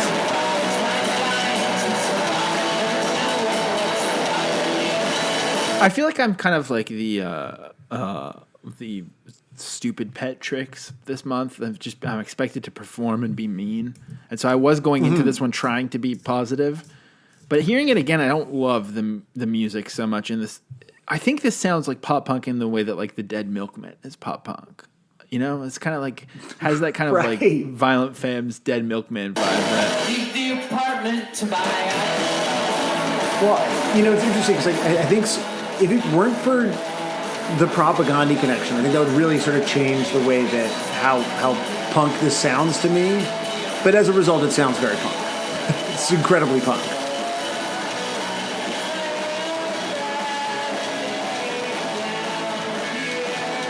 Where are they playing right now? Oh, in Detroit. Shelter in Detroit. Do you? The guitars in this are fucking. Yeah, you could fucking pick up change to parts of this song. Like, come on. I don't know if you could. No, the bridge. Like, you know, you could. He kind of looks like Seth Meyers. He does kind of look like Seth Meyers. In parentheses, insult. No, I'm kidding. I'm sorry, John K. There was a 1999 live set where I don't think they played this, unfortunately, where he's just wearing like an extra large propaganda shirt. I'm sure really he, making eye contact with. It was spooky. See here, like you could really like you could. Like, this is like some New York hardcore shit, man. I mean, the thing about Weakerthans is my friend Eric Axon has this band called Sightlines who were so sick, and I'm pretty sure they were just straight up inspired by the Weakerthans, and I loved them so much. So I'm glad there are some, like, what I like about this is that it did make some people approach pop punk pretentiously, which is like something I've really been hammering home this year, but I think you should do. Like, I think this is, because no one can really do it quite like Gob or whatever. And if your pop punk is about, like, you know, high-fiving at the microbrewery or whatever, that's kind of gross. I like the idea of, like, being intelligent and pretentious about it, but I still just feel like... Yeah, all the Weakerthans songs are just like pop punk songs about Derrida, yeah. Yeah, that's pretty good, I guess. I don't know. I'm okay with it. There's one other... I appreciate your openness here. Also, real quick though, the guitars in the song, like, they're good, right? You like them? They're nice. Yeah, I think they're pretty good. It's like, to me, the only thing about this song is like, I think because it's probably like a folk song first, the chord progression is like so simple that it sounds a little bit stock or like somebody just trying to do an impression of a pop punk song. It doesn't have the je ne sais quoi of a DeLong or a Thacker. Well, let's see how you like it here. This is another Weakerthans version of it that I think is from like a radio session that's been released a few times. Here they are performing it country style, not like the. Do you have country style at West or what? What do you mean? Country style was like the lowest tier coffee chain. Never heard of it. Oh, no, actually, I guess that's Coffee Time. Coffee Time. Country style's like kind of between Tim Hortons and Coffee Time. Never heard of it. All this small defeats a day. This is a nice version, though. 10 to 6 or 9 to 5, dying to survive, never knowing what survival means. I like this. Leave the apartment to buy alcohol. Well, this might be the last time that you like hearing the song. What is this compilation? Non-break? Cool art on this. It is pretty fucking sick. I feel like I've seen this before. Plaster chipped away. Survey some I mean, these are the bad taste comps for kind of like the Punkoramas of like Europe. This one sounds really nice. I like it. Well, I think maybe cherish this moment. Maybe this whole thing explains the journey of Attack in Black, actually, to get real Canton for a second. Maybe it all makes sense now, right here, right now. But you know what? I feel like all these things are other people's stories, so I'm glad that for some reason this is about whether or not I like it, but I'm okay with you just liking it too. Thanks, man. I think we mentioned the news. See, I think maybe not quite Weakerthans, but I think almost Weakerthans fans are the kind of people who would still be like, I agree with you very much, and I would like to sign up for your newsletter or something. Yeah, at least the ones who like the cat songs would say. Yeah, it's like people who've quoted The Simpsons too much as well, and made me, it's just kind of ruined a good thing for me. Guillotines but anyways, we have a newsletter, is what I'm trying to say. And yeah, great promotion. I think our newsletter is really the best one. Better than all. Our newsletter is the only good newsletter. I actually think it's the only good. It's really good. Other than the good news, which we're going to get to one of these days. But other than that, I think it's actually the only good news out there. Is our I get real. I already talked about it. The Mongolian guy. I mean, just It's good, man. Like you are giving me, and there's the other thing that you suggested this week. The John Ondolo in the John Ondolo stuff, fucking amazing. So sick. like, literally, I did spend all weekend listening to the things that you recommended. Wow. And I already and forgot my yours. weekend was.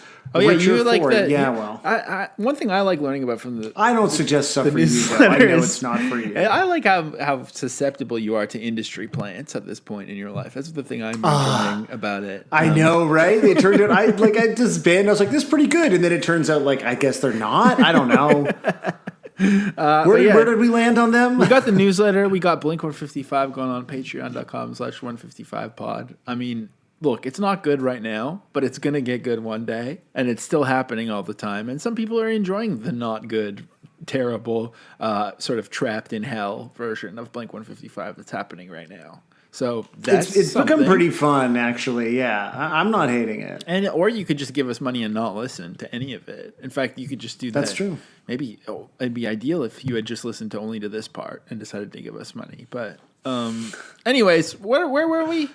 Weakerthans. We're about to listen to the Weakerthans covers. Look, this was a tough one. Now, I thought about doing a side. There are more covers of a side, but they're all the same as what you're going to get here. There's a lot of people who look like me playing acoustic guitar and looking earnestly at the camera.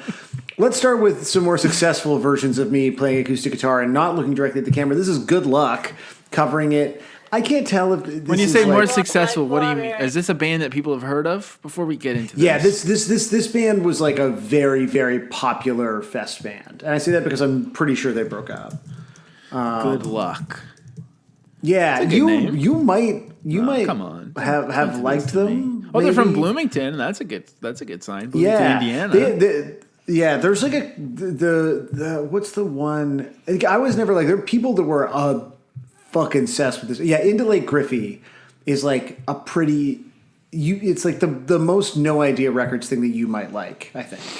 But this is not gonna. You're not gonna like this. I think the most No Idea Records thing I would like is Combat Wound Inveterate, probably. But yeah, that's fair. They did some stuff that was actually pretty. So this is like I can't tell if this is like this feels really festy. I don't think it is. It feels very Barbo.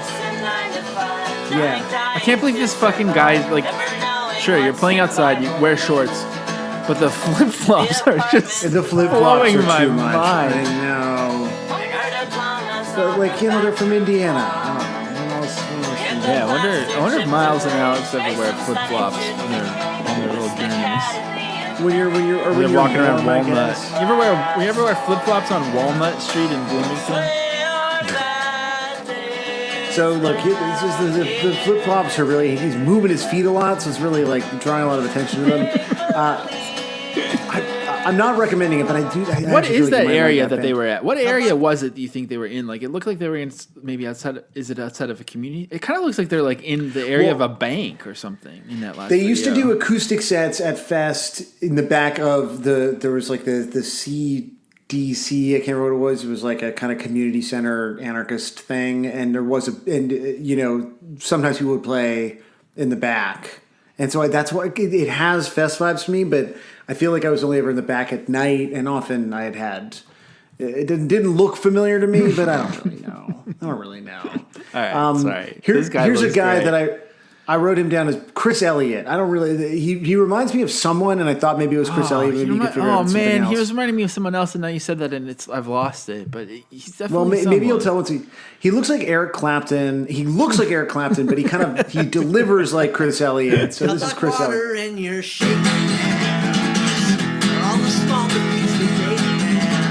Wow, he's 10 to 6 and 9 to 5, trying dying to survive, never knowing what survival means. Leave the apartment to buy alcohol. I hate the stop in this song and then the singing. I really don't like it. They have to blast your field away, so they stunning to This guy doesn't look like what you think that it sounds like, though. Yeah, right? no, he looks like Bob Mould. Like he looks like, but he looks like Bob Mould's brother, who it looks like Bob Mould, but is he looks like an insurance. He looks like Dave Mould. Yeah, he looks like Dave Mould. He's from the same mold, so to speak. Yeah. Here's a guy. Look, there are so many just guys with acoustic guitars, and like mostly it's not that interesting. But I did put this guy in. He's in my notes as Birdcage Man because he's in this like He just wait. What kind of hat is- antebellum South ass fucking living room. He's wearing the bald guy cap at the start, like the cab driver hat. That they, but as he leans back, you can see hear that there's like a. He throws the hat off. I'm gonna turn it up. You can hear it hit the ground. He throws the hat. That's the hat falling. That's a loud hat. But then there's like a decorative bird cage. Like water in your shaking hand. All the small creatures And then like these sort of like big tied off kind of like doesn't it feel like maybe he's on like a all these guys seem like different guys named Plantation or Josh. something? I think Weakerthans is for guys named Josh, maybe. That's absolutely true. Anyway, he's basically just here because I was like, what is up with that bird cage?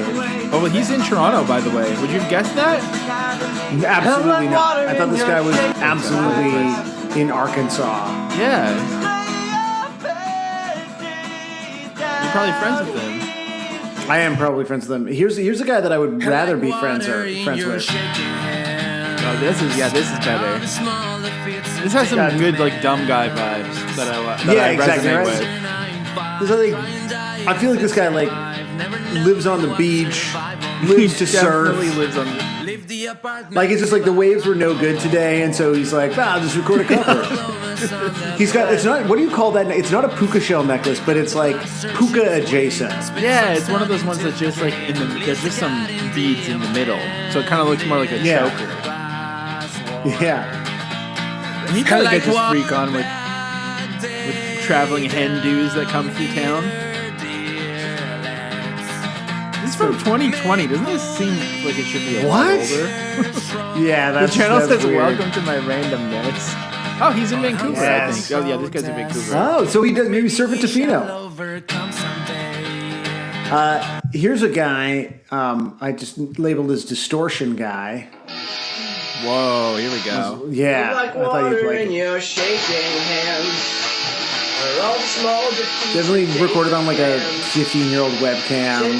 This seems like the kind of guy who, now that I'm in the Mark Prindle fan community, this seems like a Prindle poster. Absolutely. Oh yeah, for sure. I think this guy had also posted an acoustic cover more recently because I recognized the name. This sounds like Bob Mould.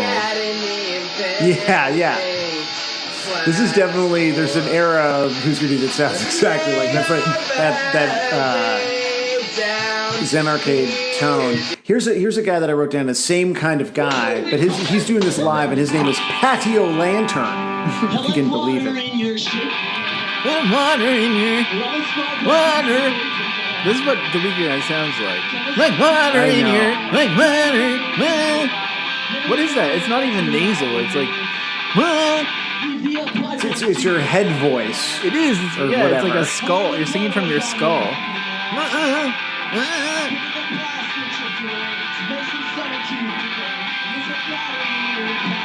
This is definitely like a song made for like punk rock karaoke at the Ship and Anchor or something.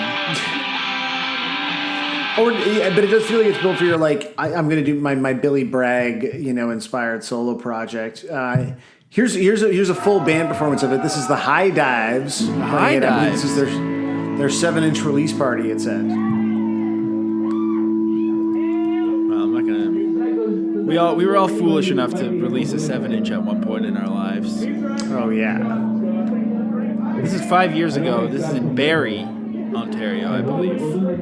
Hell yeah. Wow. The Fox Lounge, Rock Bar, and Hot Doggery. Held like water in your shoe.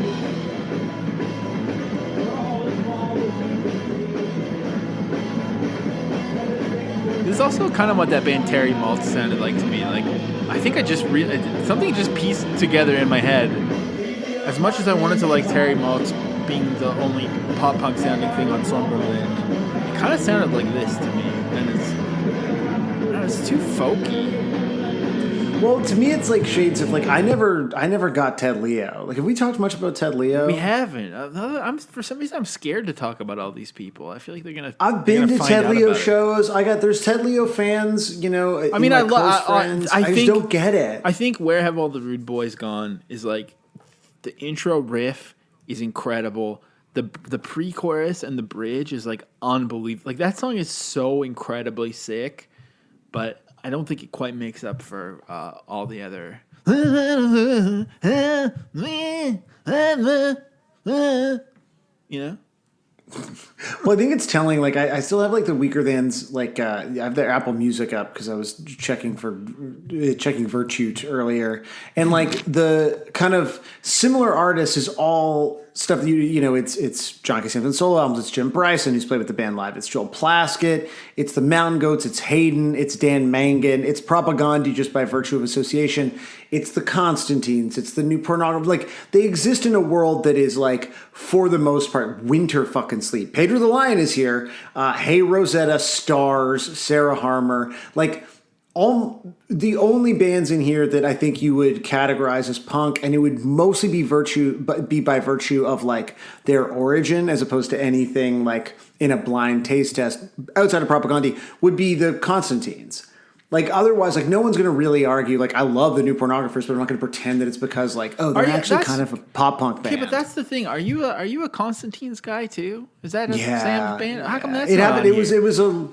It was a late in life thing. Because it would be even worse than this. Right? To be like, it's so fucking sick. Like when they do the thing with the guitar, when they go, bow, bow. And it would just, you'd be like, I hate this. That's it. I have nothing better to say about it. I feel like that it's Constantine's and this, and Joel Plaskett is like a certain kind of Canadian guy that just like loves Joel Plaskett is like a thing I wish I could get into. I love Joel Plaskett as like a guy who just like in same thing when you talk about someone who's like he's all about being from fucking Dartmouth and he lives in Dartmouth and he's got a studio in Dartmouth. Yeah, it's like, calm down, buddy. What's the emergency? Oh, pretty good. Like his bass player is just like his fucking barber who he has to teach the songs to before every tour because he just likes having a fresh cut on the road more than he likes having like a really strong bass player. You know, I don't know, man. Rural Alberta Advantage, I think, is in here. We've been talking about them before. This is like, we're scratching on something that is because I was also thinking since all these so far have been people in Canada. I don't know about that old man, but I think the rest of them have been Canadians, and I think probably the Weakerthans in America is like more of a like, oh yeah, I kind of remember that band. Not like someone has built their entire identity around it. Do you think? See, no, I actually think that's part of this song, and we're going to talk about that with the guest this week. I've not done the guest yet, but anecdotally, I just feel like this album didn't. This is, again, came out 2 years after the fact in America and not on Epitaph. I think Epitaph like now has the distribution rights to it, but it really is like Left and Leaving and then Reconstruction Site. And like, that's what Americans know. And so I think the reason that these covers are mostly from Canadians is because this is like their Cheshire I don't think Cat. Americans know this album. Right. Yeah, it really is. It's like, this is like us doing M&Ms or whatever. This is kind of for the heads. And that's why I did it. Right, because you're ahead. You're pretentious, just like me. In your own messed up way. No, so stay tuned. There's sort of a important guest anecdote that kind of goes along with this song and why it's more for Canadians than anyone else. One of our best guests of all time, I think. I'm going to go ahead and say it ahead of time. I feel confident that they tried to bail again, but I wouldn't let them. So just as a heads up, you know, incoming guest. They've been sick for several weeks now.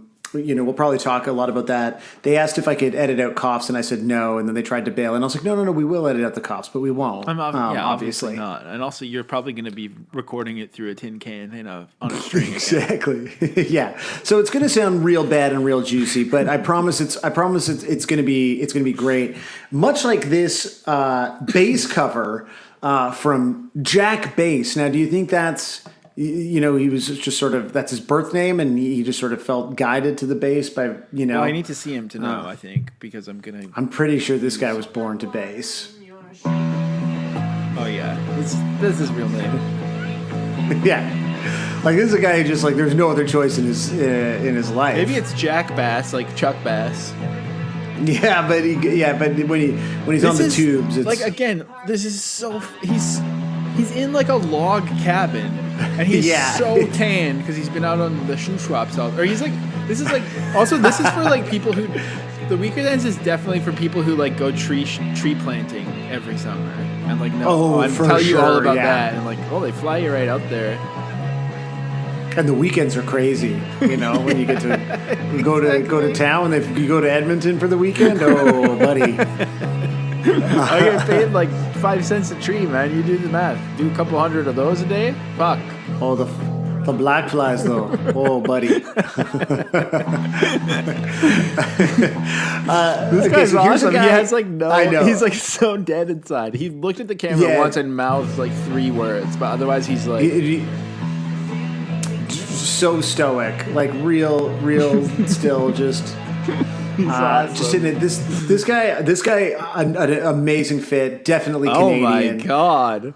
We've got a guy who's definitely in like the shed. He's got, what do you call the walls that are like where you can sort of put up? Those it's like walls where you put with up your holes tools. In them? Yeah, it's like the tool walls or whatever, right? Trypophobia walls. Yeah, he's got that. Yeah, he's got big time trypophobia. He's got walls. a sort of, what team is this that's on his? I don't shirt? know. I feel like it's got to be. It's like an OHL team or something. He's got a hockey jersey on that. But it's like a hoodie hockey jersey that's incredibly shrunken. It looks like in sort of some key areas. It's like very tight looking, and then he's wearing the like big plaid pajama pants that people wear to the like.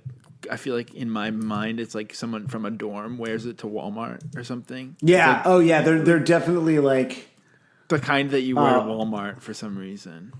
Yeah, they're Walmart pants.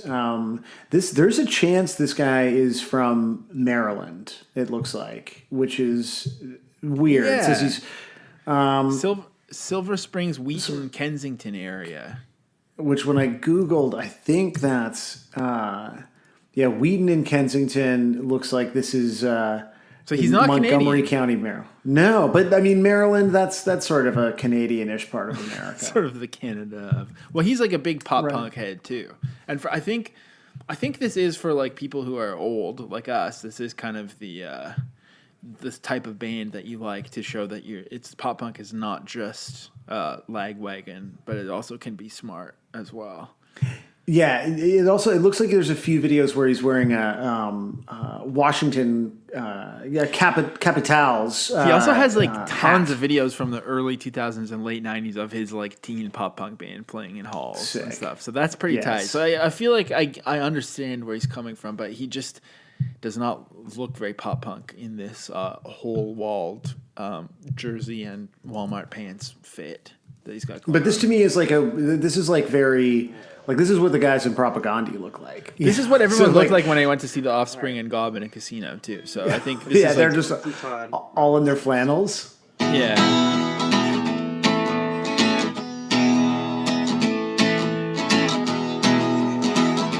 Like, what do you think's in front of him, too? Because there's, like, lights blinking. Yeah.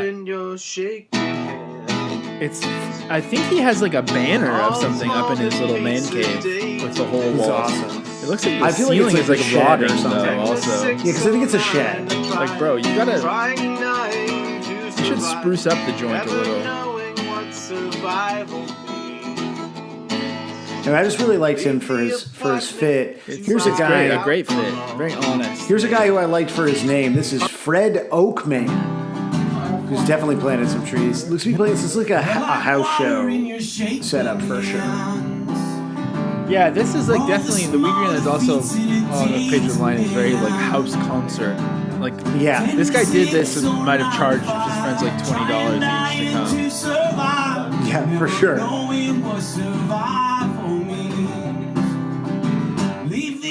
And there's a few people talking who you know are about to get shushed.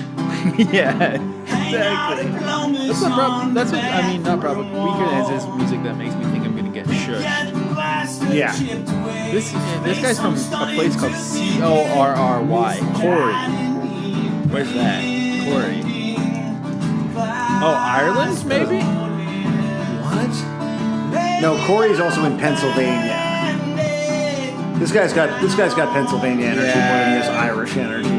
It's true. An Irish person. Oh, and he's crushing this. He's got a Pittsburgh Pirates hat on. So that's Corey, PA. This is the last cover. My note here is nice shirt. I feel like this is the nicest shirt. Oh yeah, look how clean. Like water in your shaking hands. Here we go. It works as kind of like a Kimya vibe. Right? Yeah, this is the closest to a good cover, I think. Trying, dying to survive, never knowing what survival means. Like, I found this pretty charming. Yeah, this is... Leave the apartment to buy alcohol. Also not hitting that pause, right? They knew. Yeah, exactly. Just keep it moving. Let's get through this together. We're in this together. Let's get it over with. Yeah, let's check location here. No indication of location. Just like a mystery upload. Yeah, this is the best. This is the best one. Comments turned off. No bullshit. It's just fucking. Make believe we're strong. Jillian Welch uke cover on the channel. Foul away 84 knows what's up. Maybe we shall overcome some. Yeah, some of the other videos just a mouse under a sheet on a couch, it looks like. Say I needed more than Alright, well let's let this play off in the background. Josiah, what are your final thoughts on the song Confessions of a Futon-Revolutionist by the band The Weakerthans? I mean, I don't know. I'm just happy I don't have to, I think my biggest fear would be that I liked something so much that I felt the need to go listen to it all, get into it, and learn about new things. And I'm not ready to be doing that kind of thing right now. So I'm glad to just have visited it for a moment. Much like my relatives that live in Winnipeg, I'm happy to visit them for a moment once every decade or so, and then just move on with my life. So that's how I feel. I think that's reasonable. Look, I feel like this band rocks. Unless you like them for different reasons than me, in which case they don't. But I'm gonna inevitably now listen to the Weakerthans for the rest of the week. It's gonna be you're gonna get the guillotine if you say things like that. Someone's gonna. Gotta be good. I'm gonna give you the guillotine gift. But I am really. This is a band that I love a lot, and I'm really excited to have a conversation about how good they are and about how good this song is with someone, and so that is coming up now. It's not like last week where she literally can't bail because I don't remember. She can't bail now because I've done an intro. Anymore. Yeah, exactly. The guest is Nicole Villeneuve. I've already introduced you as a way of ensuring that you couldn't bail, but please welcome to the pod my original. You really are the original Josiah in my life. Nicole Villeneuve. That's right, because we did those Ox podcasts back in the day. There was you and me and Ashley all around one mic, and Ashley mostly wouldn't say anything because that's she was kind of our silent producer. Yeah, kind of like she still is for you and Josiah. Yeah, she is absolutely the silent producer of my entire life for sure. She didn't cook much during our podcasts. She would just sit there and kind of chirp us, just like real life. Yeah, exactly. It was more of our full kind of social dynamic with her, I guess. Yeah, dialed back for sort of public consumption, but there was less rattling around in the kitchen. But a million years ago, we had a podcast. It was very successful. Everyone knows about it. Nicole, you are the editor of Ox. You haven't written about music for 17 years, I think you said. Or even thought about it, or even listened to music for so you are like Josiah, basically. I am your Josiah. I did listen to the new 100 Gex, so I kind of am anti-Josiah, because Josiah I feel is not into 100 Gex. I think he's listened to it, but he has controversial opinions or whatever that he'll express at some point just to rile when the time is right to rile people up with a fresh 100 Gex take that no one's thought of, that is not that they're good or bad. I don't really know. I was pretty on board with it until the polka sounding stuff came in, and I was I think I'm too old for this. You're good. Yeah, I actually haven't listened to it. Maybe he and I talked about this on the pod, but I put it on when Ashley and we were visiting my folks this weekend. We were driving back and the sun's kind of out. I was like, we should listen to 100 Gex, and it started, and I was like, this isn't right. This is not right to do to Ashley. It's not. Ashley doesn't want it. It's tough. It's wild. Yeah, but I'm happy to be the original Josiah. My takes are much more earnest. I'm kind of like the Josiah Sam hybrid, I think. I think you sort of sit somewhere in the middle, which is maybe just why our podcast, never really took off. But it was the early days of podcasting. But you were here because there was no one else who we could have on a Weakerthans episode. You and I have had some like nice Weakerthans moments together over the course of our million-year friendship, but I actually don't know how you got into this band. Like I've already expressed my very specific, like highly, very high school crush on a girl version of it. Was yours the same? High school crush on a girl? What was your journey? This is an era, like, obviously, like... Don't tell me you don't know. I don't remember. Nicole, okay. You're letting me down. I do know. Here's what I know. I know it was Left and Leaving. It wasn't Fallow. I know it was Left and Leaving. So it would have been like 2000-ish. And so I was trying to consider what my like media diet was around that time. And it would have been like... Chart Attack. But I wonder, even in 2000, do you think I still is Chart Attack? So I'm thinking it was probably either Exclaim. Yeah. I don't think it would have been The Wedge. Not in 2000, or probably just like the internet, because that was kind of like really the tipping point between everything being like online, really. Well, and you lived in the middle of fucking nowhere, and so you were like a message board kid, which I like. I was like a lurker, but you like I've been at shows with you where you've like run into people that you know from message boards. It's like you're I've that gone person. to their weddings. Like I'm a real I'm still friends with people. You have lifelong friends from that era of your life. Yeah. I do remember. Yeah. So I'm from like a rural part of like northeastern Nova Scotia. So I would have to go into Halifax for any like legitimate record shopping. Otherwise I would have to special order everything. And it was like $47 for a CD or something, which at the time was kind of just the import fees for like a Vagrant Records CD. I guess I feel like crazy. I think of those CDs as being super expensive, but they were like $25. So that's I think I was exaggerating. Well, no, but I was like, that's just to get it to Atlantic Canada. You were further away. It was like $30 a CD. Like I do specifically remember like Get Up Kids being one that I spent like $32 on or something insane. But hell yeah. I remember being I don't remember how I first heard Weakerthans, but I do remember buying Left and Leaving. It was at a Sam the Record Man in this mall in Dartmouth called the Micmac Mall. Yes. And I bought it along with like that VHS official like Discord Minor Threat Live VHS. Okay. Like from an 80s show or something. So I do remember I like bought those together, and I remember it because I remember, of course, this is like all you want as like a younger music fan who's like trying to like piece together this identity or this like whatever. And the clerk was like, these are two like awesome things you're buying. I was like, that's so cool. But that's sick. That was kind of, I do remember buying it, and I really don't remember how I first heard them. I buy the Exclaim thing. I think Exclaim. We've talked about this probably on the pod. I know you and I have talked about this, but like I grew up, like I would cut the reviews out of Exclaim out. Like I had Exclaim reviews up in my locker in high school. I didn't put reviews in my locker, but I definitely had like pictures of fucking Stephen Malcolmus or something. Yeah, no, I had like reviews of like the Strider up in my locker, which is I think I had a Saves the Day one up there, but like again, not a photo. Like to me, it was also like that I respected the journalism so much. But that was my own problem. So you like bought that album and then you traveled back to Fallow. Like what was that? Because that album is like extremely perfect for that time in your life, because it like makes you feel smart because it's kind of poetic, but it's like you can grow up with a little bit with that record. With Left and Leaving? Yeah, with Left and Leaving. Yeah, and it also rocks. Like it was kind of I mean, I don't know. They're definitely one of my all-time favorite bands. It's like a perfect combination of every kind of music I like.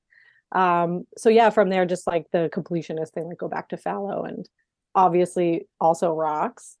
It's so good. Yeah, it's really good. Yeah. And the memory, like specifically, and I was asking if you had a video of it or something, was when one year at Fest, like a million years ago, because they used to do these shows on the last night that was basically to combat all the illegal shows after those people beat up a cop and they stopped being able to do house shows.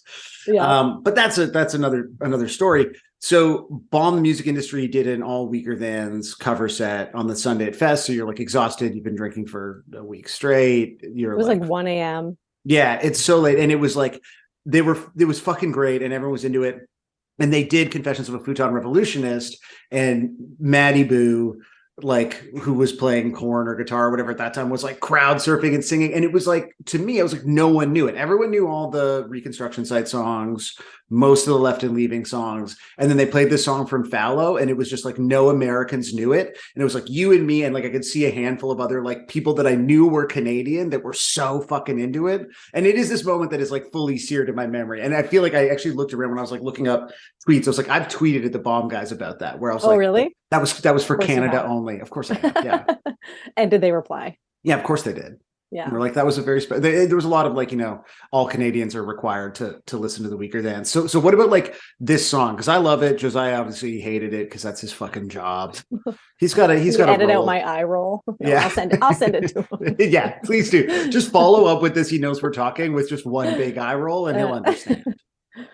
Yeah, I mean, I had like videos of them playing Watermark. I think was the only one I had a video of them playing. Yeah, you did have a great video of them doing Watermark.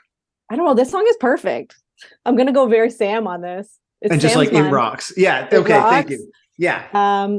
I don't know. It's hard not to be earnest about a band who is so earnest, but is like so sweet. I feel like this band and this song really bridges the like era of me being like an Adbusters reader in high school to just like a message board kid and being like, wow, these lyrics are like really emotional, but also like revolutionary. Yeah, we talked about how you just can't say "kill an MLA" in a song anymore. You can't talk about bombing City Hall anymore. I know, but you should. Too real. Yeah, exactly. You definitely should.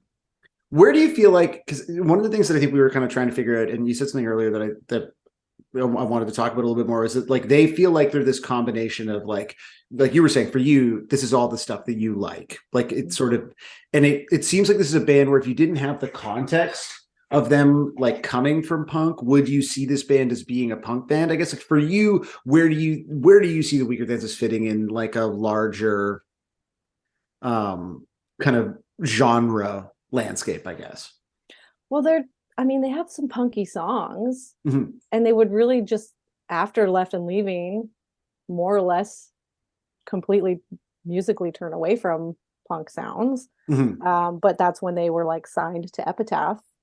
And, obviously their roots are really punky, but I don't know that this is why I wonder where my sort of way into them was, because it had to be something like that. Because would I have bought a like Winnipeg folk record? Like, yeah, probably. Maybe they were on some compilations and stuff. Like, did you like Propagandhi back then? Because that was it for me. Was that someone was like, this guy was in Propagandhi? Yeah, I think it was. I kind of like knew Propagandhi, and then knowing that like that sort of bona fide after getting into the Weakerthans, I was like, oh shit, I'll go back and listen to some Propagandhi. But I gotta say, it was never it for me. Probably more so like the later, like heavier stuff, but that early stuff, I kind of like, I don't know. I wasn't like, skate punk wasn't kind of the thing for me. Like when I was younger, it was more like emo and pop punk shit, and like Blink, which I guess is the only early Blink skate punk shit, but not really like Propagandhi or just like No Use or just like a Screeching Weasel. I fucking hated that shit.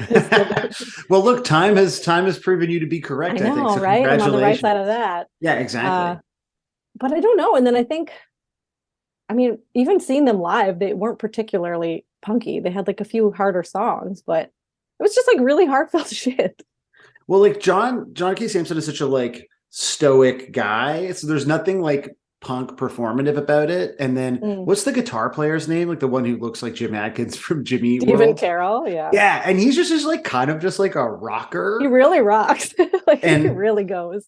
And is it like John Sutton, the original bass player? Like I remember the first time I saw him, and he's just like a very groovy guy, but he's like a hardcore guy too, isn't he? I buy him as a hardcore guy because he has like the weird, you're like, that guy could be in a hardcore band where like he's just like, again, this is a visual gag for people who can't see, but he was doing a lot of creeping bass vibes, Yeah. Did you get to see them much, like being out in Halifax? What was your like live Weakerthans life like? No, I only saw them in Toronto. So like post Left and Leaving. So shortly after that, I did move to Toronto. So I remember seeing them like early aughts at Lee's, like 2002 or something. And then I saw... Would that have been with the Constantines? Because no, but I did. Daniel Halliburton, our good friend who we've talked about on the pod, he was moving and he had a ticket for the all ages matinee, which he wouldn't have been all ages, I think, at that point. No, Just Cons the more Weakerthans. convenient show to go to. Yeah, just like a daytime show. Yeah. No, nice. I did do one of those shows, but I saw them earlier than that, like 2002 or something, because it was Mhm. before Reconstruction Site. And then I saw them, I think the only other time maybe that I remember seeing them was opening for Blue Rodeo at the amphitheater. It sounds very Canadian. Blue Yeah. Rodeo did their like annual. Well, yeah, and I mean, it was so cute too. They came out to sing like "Lost Together" with Blue Rodeo at the end, and like John Kay was just like mostly like taking like pictures of the crowd and of like Greg Keeler and Jim Cuddy, and they kind of like, I mean, they're not Blue Rodeo, but that's sort of more the path they ended up taking. Well, like, it's interesting. They really went full CBC core, and I don't know if like, I don't know what fed that beast. Like, did CBC just pick up on them, or did the Weakerthans really like? I don't think they made an effort to be like, we're gonna, be a bigger band and play concert halls instead of like the Pavilion or something. But it was an interesting turn. I love this is interesting. Okay, because you have you have a cynical point of view on this. My no, thing I is don't. like, I really don't. You're basically accusing the Weakerthans of selling out to Big C here. To like, no, I'm really not. I don't actually believe that at all. I don't know. I was trying to work through a thought that I don't quite know what a seed but of do a you thought. find, again, I don't think you and I've really actually talked that much about this band before, and I know have the same because thing. They were like, I feel like they were only. I know they were around for a long time. It took a long time between albums, but they've also been inactive for a long time. Sorry, I cut you off. It doesn't matter if you've heard this podcast before. It's just about people talking over each other. Well, mostly it's just one person talking over another person. That's true. Yeah, that is true. Because I feel like, I don't know if you and I've seen this band together outside of the Bomb cover set, because they played Riot Fest, but I don't know if we were there. That feels like something that like we all would have been at. I went to one in Toronto. Was it the one you played? It wasn't the one we played. Okay, that's the only one I went to in Toronto. Yeah, because I don't think that was. I think the Descendants played, like, that was the sort of pop punk one, and then there was like a differenter one that they played. Mm-hmm. And I at that point had sort of really fallen off the train. Like, once you get into like Reconstruction Site, like I can objectively listen to those songs. I'm like, they're good, but it's not the version of the band that interests me. Mm-hmm. And from your disparaging remarks about the CBC, I kind of gather that you maybe feel the same. It's definitely different. Like, it's fine. The Weakerthans are not listening to this. Like, John K. Simpson is not going to listen to this. It's okay if he does. I would love to. I actually Googled my name plus the Weakerthans because I was like, have I ever interviewed them? Like, have I ever written about the Weakerthans? Did you? I couldn't remember. No, not that I could find. I don't think I have. I would remember if I did. Have you tweeted about while you describe this, just know that Lord, what I'm doing is please don't dig up my old tweets about the Weakerthans. Well, yeah, you're right. You are more like me, where you are way more likely to have like an incredibly earnest tweet about how probably great. Like, I'm looking out a window on a bus type shit. Like, yes, we are like leaning on these fences between passengers. Oh, what a lyric though. Yeah, no, I mean, I did remain a fan. I still actually listen to the live album like quite frequently. Which mostly constitutes like the more later end of their catalog. I think, just musically it turned into something a little different, but like spiritually, it is more, oh no. So you actually, even your like 10 years ago tweets about the Weakerthans are pretty safe, like all caps, always pump the Weakerthans, like hello, which is good, but it does. There is a more earnest tweet from 2015 about them. What is that all about? Let me see. But I actually, and then you've also no, I literally linked to a photo of my framed. Oh my god! Which, okay, I have it literally like on the floor behind me in my. Do you office. actually? Yeah. Can I hold it? Should I hold it up? You should hold it up. This is a visual for me. So for you and you alone. Is this? Do you work with this beside you, or did you have this prepared for this conversation this morning? No, it's just like in my office because I was like, I like had a few years off work to raise small children, and then just recently started working again. So I was like getting my office together and pulled that out, and I was like, can go in my office. I guess I'm never taking that out of a frame at this point. No, so this is what you held up is like a signed kind of like. Weakerthans poster, really, is what I would call that. It's a signed poster. Jason Tate has there's like a big glare from my window here. Has drawn a crown on his head. Amazing. Where did you get this signed? This would have been one of those early Lee's shows. I probably have a set list from that show too, but that's buried somewhere. And like probably like a guitar pick or something stupid. I have the set list not from the Weakerthans, but from Blurtonia opened the first Weakerthans show I went to, and so I have that set list. Really? Yeah. I was just thinking maybe it was because of Ian Blurton that I got into the Weakerthans. Oh, that would make sense because I was a big change of heart and a big Blurton head. Yeah, change of heart. Like, how would you describe Ian Blurton? Because Josiah was like, I don't understand Ian Blurton. I was like, he's just the quintessential Queen Street West guy, and he was like, that's a type of guy that I don't want to know about. He's a Bovenman. He's a Bovenman for sure. Like a Bovenman. He is always at the Boven. How's Ian Blurton these days? Any intel? I think he's pretty good. I talked to Chris Topping. I think like sort of half manages him, and. Like occasionally he's doing well, which I think is, good. Yeah. I haven't looked into any sort of like musical output from him in a while, but 17 years about would be the last time I probably the last time you checked it. It's probably what's his band called now? It's probably called like the Blurton Boys. It's always some variation on his name. But getting into it through Ian Blurton is good. But you also did a tweet from 10 years ago from 2013. Do you think when Morrissey saying I started something I couldn't finish, he was talking about going back into the Weakerthans discography? So you were like crazy because it's not a big discography. No, but I guess the idea that like by the time you get to the CBC core stuff, you've just noped out completely. Maybe that's what I meant. I think so. I would not be talking shit on the Weakerthans on Twitter. I'll tell you that. Well, it looks like you are. I didn't mean to give like any cynicism in that because I do deeply love even like up to the most current like recent stuff. I don't know what always pumped the Weakerthans like hello. I feel like that's just like you got to crank it when it's on, which I get. Like, are we doing Pump or Dump? This is 10 p.m. Oh, this was definitely Pump or Dump. Yeah, before Pump or Dump became Shrump or Dump. Yeah, this is like an evolution in language for sure. When was this? 2012? I think Shrump or Dump was around that. Okay, so this is around that area. So this is just you tweeting to like us. Alone. This is you tweeting alone to your. Just like before probably group chats like existed. Walking home from something like playing the Weakerthans real loud or something. But look, 2012. Like again, this is. I mean, I always forget they've been around so fucking long. Like Left and Leaving is literally like 23 years old. Like it's so old. It's 2000. Like Fallow came out in Canada in 19. Oh, there we go. That's the cough that almost caused you to bail again.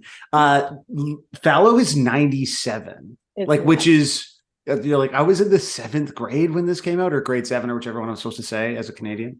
Yeah, I'm a little older than you. I think I was like 9th or 10th grade. But yeah.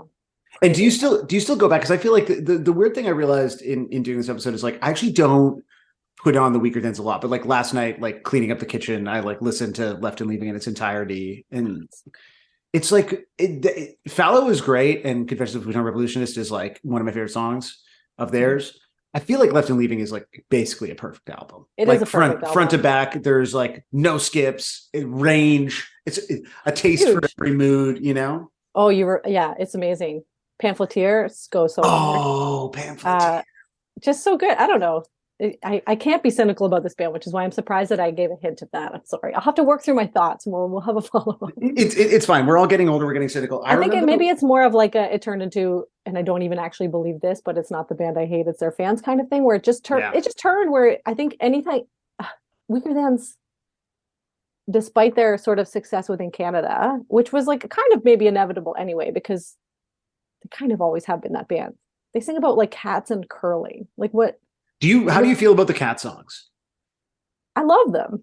Oh, okay. I came down pretty hard on the cat songs. Confessions is the first cat song. It is the first cat song. Is it the first cat song? It's the first cat song. And that set me off where I was just like, what the fucking again. I understand that you like the cat songs, but you not feel like the people who love the cat songs are maybe a bit of the not the band I hate, it's the fans kind of thing. Okay, right? Yeah. Yeah, okay. Yeah. I don't know. Anytime you lose a little bit of something that you felt was kind of like yours in that snobbery way, it's just tough.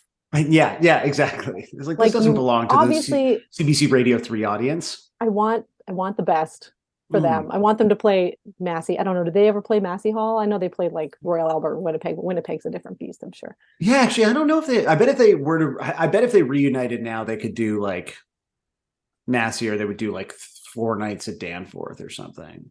I think so. It does feel like they kind of broke up before they had an opportunity to fully cash in, although I guess they're technically on hiatus, so I wonder if but like the last John K. Samson record was 2016. Like what's he doing? Why isn't he making little tunes for us? There was a time I think when I was pulling this ancient framed poster out, and I was like, "Oh, I'm going to listen to some Weakerthans," while I was like getting some work done and building a desk or something. And I was like, it was around the time when we had bought. We were in the ticket trenches to try to get Blink tickets. Oh yeah, a hard time in our lives. Yeah. And I haven't tweeted in about 17 years, but there was a moment where I genuinely was like, I would pay Blink reunion money to see a Weakerthans show in the year of our Sam's month, 2023. Like I would truly, I would love more than anything to see this band again and to have them be putting music out again, even if it is a bit CBC core. That's okay. They just I'm old now. Yeah, that's the thing. I think they like I said, my experience of the last time I saw them live was feeling like I didn't care anymore, and then being like just consumed by like affection for the band and like everything that all the moments that I've had like listening to those songs, I was like, oh, I can't be cynical about this. Like it's so good. It's funny you mentioned Pamphleteer, because that's the thing that I actually think I remember tweaked it for me, and I had forgotten about this, but I remember watching, you mentioned The Wedge, but I remember watching an episode of the New Music, which was the Much Music sort of like, interview kind of magazine style show. And they had an interview with them, and they played, this is so bad, but it's fine. It's Ernest season because it's Sam's month. And the live clip that they played of the Weakerthans was Pamphleteer. And it was the like, and I don't, the bit about the hands, I'm not going to like, you in the heads know what I'm talking about. It. And I was like, this is the greatest band. And like that was the moment for me where it transitioned from like, oh, I like the fucking propaganda guy has this interesting other band, to like, this man is a genius and I will follow him into the dark. I know, he's truly like God tier like lyricist. Yeah. And I know that Josiah probably feels the opposite of that. He probably cringes. He does. Yeah. He cringes, I'm sure. Well, this song at least has the veneer, and he again, like you were like, does he hate them when we were talking about this beforehand? And I was like, I think he's just never heard them. And that proved to, I think, be the case. And this song has like the veneer of like irony to it. So, but he doesn't think it's funny. So it's like fun. Like he hates it. But if we were to have done Pamphleteer, I think he would have like really struggled with the like. How can he like, some of these lyrics are fucking so good. And he likes Pedro the Lion, which is like baby Weakerthans essentially. Like that whole last bit, and I know that this is like the most basic thing, but like where he basically starts with "Somewhere Love and Justice Shine," like that whole like last 4 or 5 lines, untouchable. It's so and that's the other thing about, they're like so earnest, but obviously have these like pretty commendable like legit punk ideals. Mm-hmm. But he never sings that shit without like, I feel like I cannot picture John Case singing without literally smiling, and not in like an ironic way. I think he's just like, I mean, true to the entirety of Sam's month, he's just like very joyful. Yeah, I agree. Like the Weakerthans because you just do earnestly like to feel joyful. Yeah, I like that. I think that's a good note, I think, to end on, is the earnest joyfulness of Sam's month. I know. I feel like we barely talked about Confessions. I feel like that's generally the vibe though, right? I mean, you've heard this podcast before. Do you have any specific thoughts on Confessions that you like wanted to share? Well, I was like, let me dig up these lyrics. I do obviously love the "Let's Plan a Bomb at City Hall. It's killing MLA." We talked about that before. It's so good.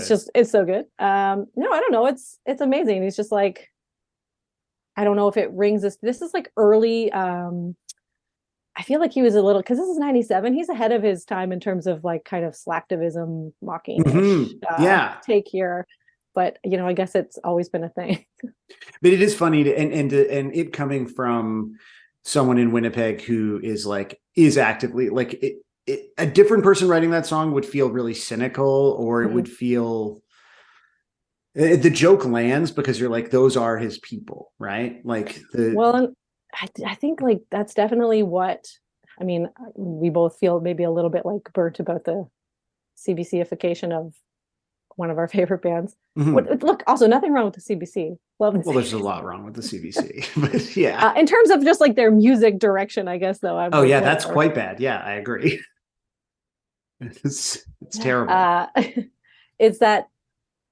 I don't know. It's, some real hard shit out of Winnipeg, but also like, of course, every person in Canada can relate to that.